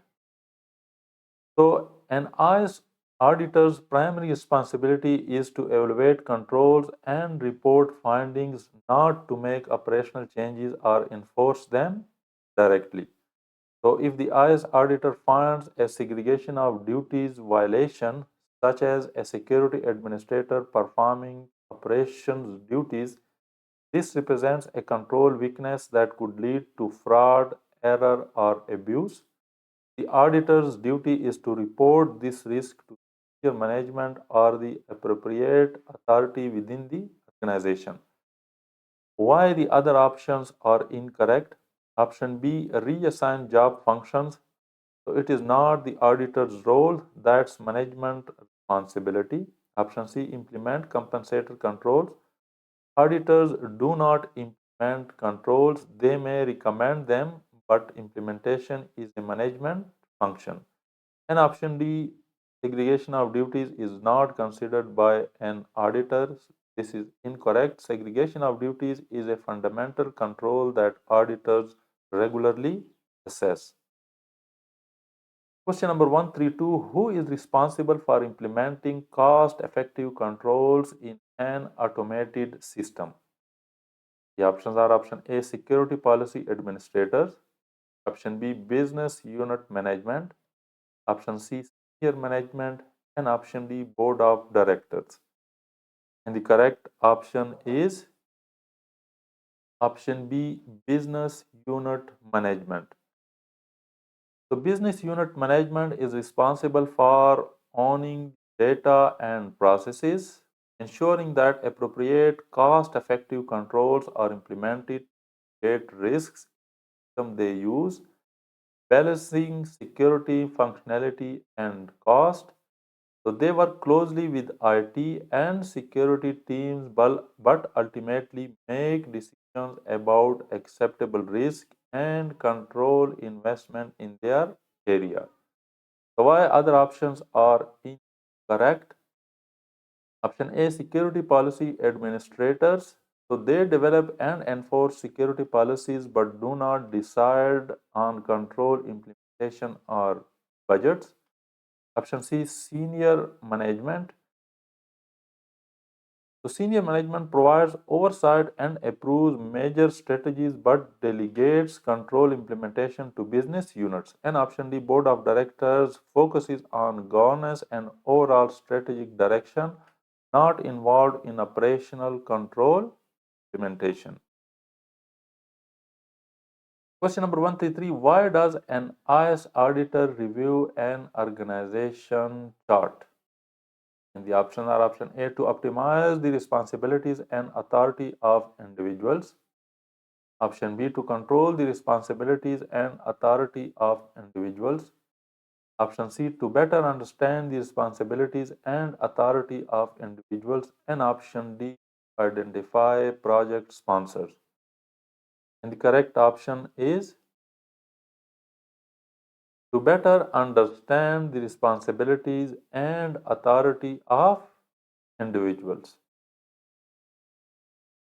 So an IS auditor reviews an organization chart to understand the reporting structure, identify key roles and responsibilities, assess segregation of duties, and recognize the authority levels and control points in the organization.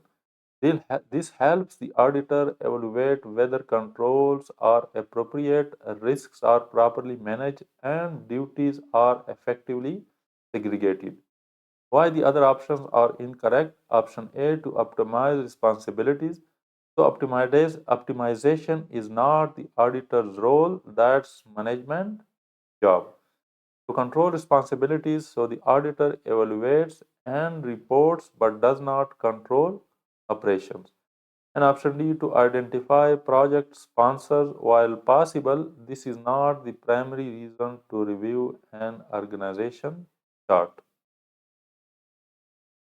Question number 134, ensuring that security and control policies support business and IT objectives is a primary objective of option A, an IT security policies audit, option B, a processing audit, option C, a software audit, and option D, a vulnerability assessment. And the correct option is,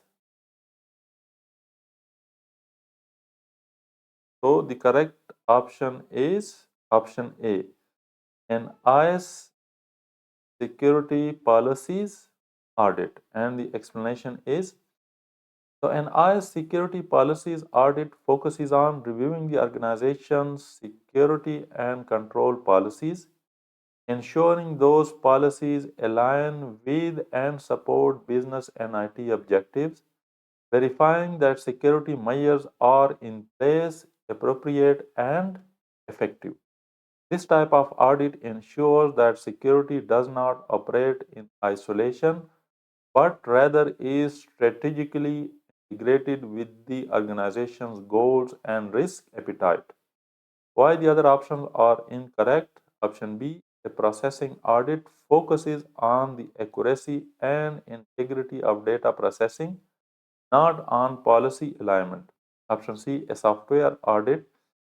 It reviews software licenses, compliance, or performance, not security policy alignment. And option D, a vulnerability assessment. It identifies technical security weaknesses but does not review or align policies, business, and IT goals. Question number 135. When auditing third party service providers, an IS auditor should be concerned with which of the following? Choose the best answer. And the options are option A, ownership of the programs and files.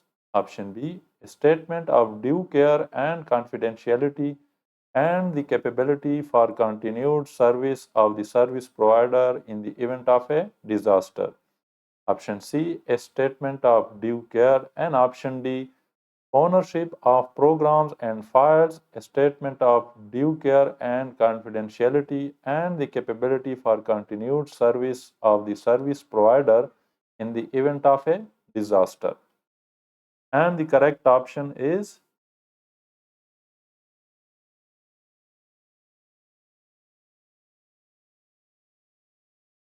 option D, ownership of programs and files, a statement of due care and confidentiality, and the capability for continued service of the service provider in the event of a disaster. So, when auditing third party service providers, an IS auditor should be concerned with multiple critical factors, including ownership of programs and files. So, to ensure the client retains control over its data and intellectual property, statement of due care and confidentiality, this confirms the provider is contractually obliged to protect the client's data and maintain confidentiality. Capability for continued service during a disaster, that is business continuity. So, this ensures the provider has disaster recovery and business continuity plans, reducing operational risk. Why other options are not the best? So A and C only focus on single aspects, that is ownership or due care, which is incomplete. B is better than A and C but still misses ownership, which is crucial in legal and control terms.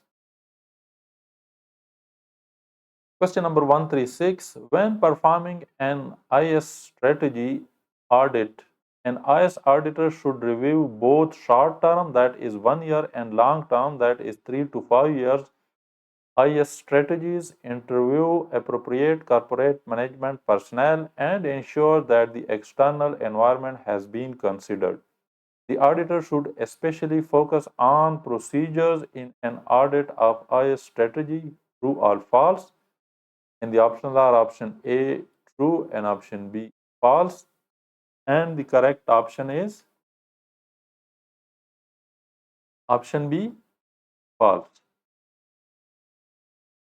So, when performing an IS strategy audit, the IS auditor should focus on alignment, relevance, and completeness of the strategy, not primarily on the procedures. The audit should assess alignment of the IS strategy with business objective, short term and long term, involvement of appropriate corporate stakeholders, consideration of the external environment, for example, market trends, technology shifts, and whether the strategy is realistic, funded, and monitored. Why focus on procedure is incorrect. While procedures may be reviewed, they are not the main focus in an IES strategy audit. The auditor's role is to ensure the strategic direction of IT supports business goals, not just to review operational steps or procedures.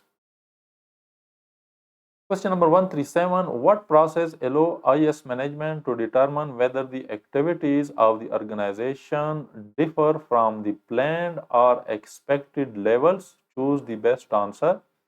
And the options are option A, business impact assessment, option B, risk assessment, option C, IS assessment method, and option D, key performance indicators, that is KPIs. And the correct option is option D, key performance indicators, that is KPIs. So key performance indicators KPIs are measurable values that allow IS management to track whether actual performance aligns with the expected and planned performance, identify gaps, trends, and areas needing corrective action, support decision making and strategic alignment. KPIs are essential tools for performance management and monitoring success over time. Why other options are incorrect? Option A, business impact assessment evaluates the effect of disruptions, not performance gaps. Option B, risk assessment identifies potential threats and vulnerabilities, not performance deviations. And option C, IS assessment methods. It is a general term that lacks the specificity and monitoring functions of KPIs. Question number 138. Allowing application programmers to directly patch or change code in production programs increases the risk of fraud. True or false? And the options are option A, true, and option B, false. And the correct option is option A, true. So allowing application programmers to directly patch or change code in production bypasses key controls and significantly increases the risk of, for one, fraud. Programmers could insert malicious code or logic for personal gain. Unauthorized changes, so changes might not be tested or approved. Loss of data integrity. Unverified code can break systems or introduce vulnerabilities. What is the best practice? Production environment should be tightly controlled. Changes should go through proper change management procedures, including testing, approval, and separation of duties. Question number 139. Who should be responsible for network security operations? And the options are option A, business unit managers, option B, security administrators, option C, network administrators, and option D, IS auditors. And the correct option is option B, security administrators. So security administrators are specifically responsible for managing and overseeing network security operations, which includes implementing and maintaining firewalls, intrusion detection and prevention systems, that is IDS and IPS, managing access control, security policies and incident response, and monitoring network activity for security breaches or anomalies. They ensure the confidentiality, integrity, and availability of the network and its data. Why other options are incorrect? Option A, business unit managers focus on business operations, not technical network security. Option C, network administrators handle network performance, connectivity, and hardware, but not primarily security operations. And option D, IS auditors evaluate and assess controls, but do not operate or manage security systems. Question number 140. The directory system of a database management system describes option A, the access method to the data. Option B, the location of data and the access method. Option C, the location of data. And option D, neither the location of data nor the access method. And the correct option is option B, the location of data and the access method. And the explanation is, so the directory system or data directory in a database management system stores metadata about the data, contains information about the location of data within the database, includes details about the access methods used to retrieve the data, such as indexes or pointers. This helps the DBMS, that is database management system, efficiently locate and access data when queries are executed. Question number 141. How is the risk of improper file access affected upon implementing a database system? And the options are: option A, risk varies; option B, risk is reduced; option C, risk is not affected; and option D, risk is increased. And the correct option is option B, risk is reduced. So, implementing a database system introduces centralized access controls, that is, authentication, authorization, and auditing features, which collectively help reduce the risk of improper file access compared to using unstructured file storage, like flat files or shared folders without strict controls.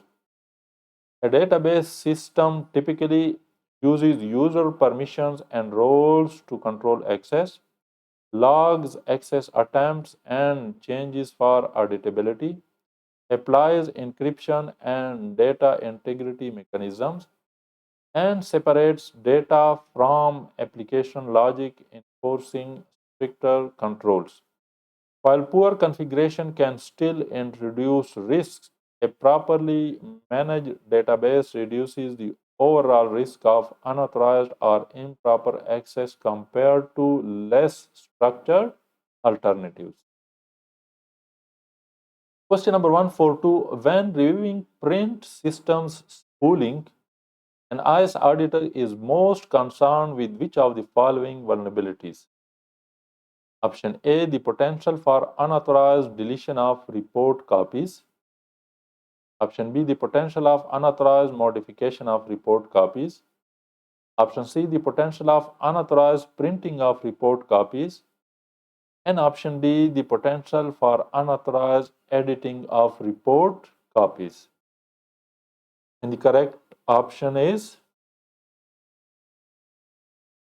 option C, the potential for unauthorized printing of report copies. And why is that?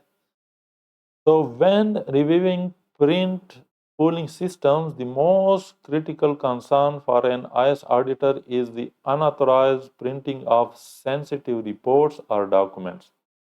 This represents a confidentiality risk. A spooled print jobs may contain sensitive data, for example, financial records or personal information. Question number 143. Why is a web gateway a component warranting critical concern and review for the IS auditor when auditing and testing controls enforcing message confidentiality? And the options are: option A, web is often configured by default settings and is thus secure. Option B, web provides weak encryption for wireless traffic. Option C, web functions as a protocol conversion gateway for wireless TLS to Internet SSL. And option D, web often interfaces critical IT systems. And the correct option is option C, web functions as a protocol conversion gateway for wireless TLS to Internet SSL. So the web, that is a wireless application protocol gateway, serves as a translation point between wireless protocol like wireless TLS or wireless WTLS or wireless TLS used on mobile devices and standard internet protocols like SSL/TLS. This conversion process is known as the web gap and can introduce a security vulnerability. Here is why. The web gateway decrypts the message received via wireless TLS and then re-encrypts it with SSL/TLS for the next hop on the wired internet. During this conversion, the data exists in plain text in the memory of the gateway, which makes it a critical point of exposure. If not properly secured, this break-in end-to-end encryption may allow attackers or unauthorized users to access confidential information.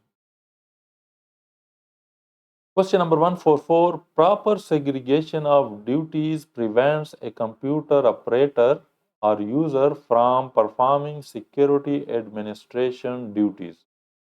True or false? The options are option A true and option B false.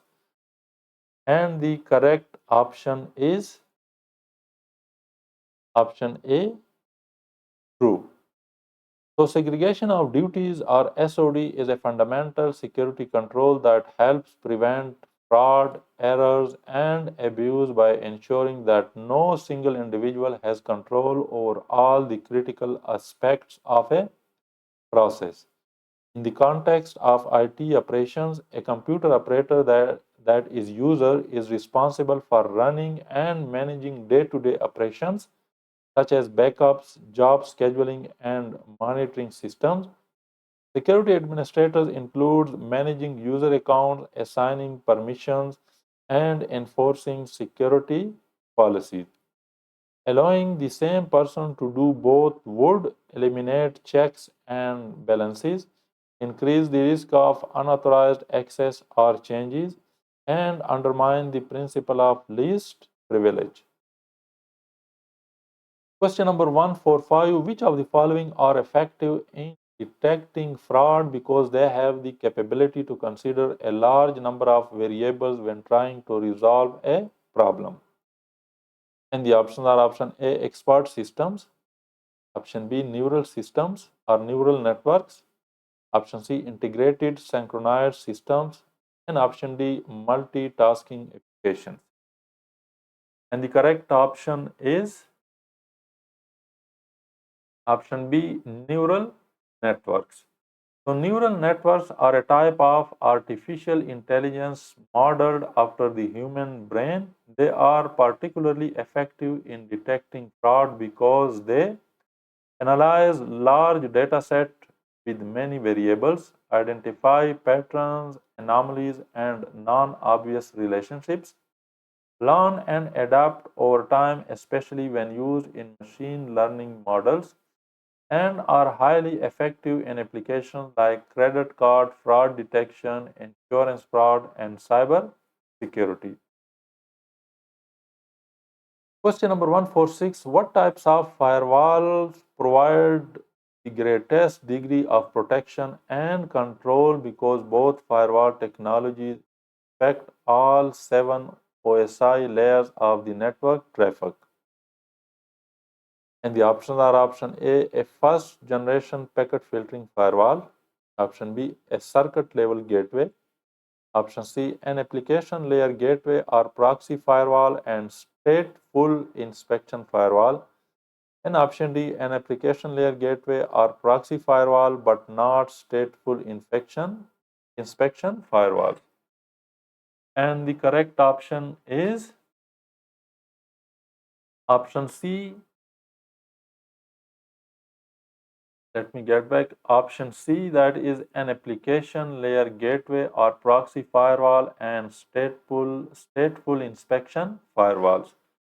And the explanation is so to achieve the greatest degree of protection and control, firewalls must inspect traffic across all 7 OSI layers, understand context such as the state of connections and application behavior, enforce deep packet inspection, protocol validation, and policy enforcement.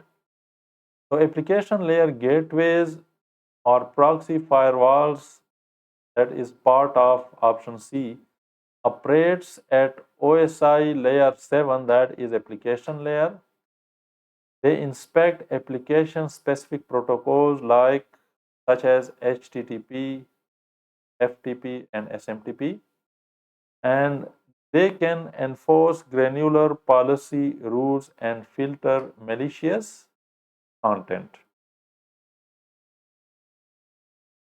Question number 147. Which of the following can degrade network performance? Choose the best answer. And the options are option A, superfluous use of redundant load sharing gateways.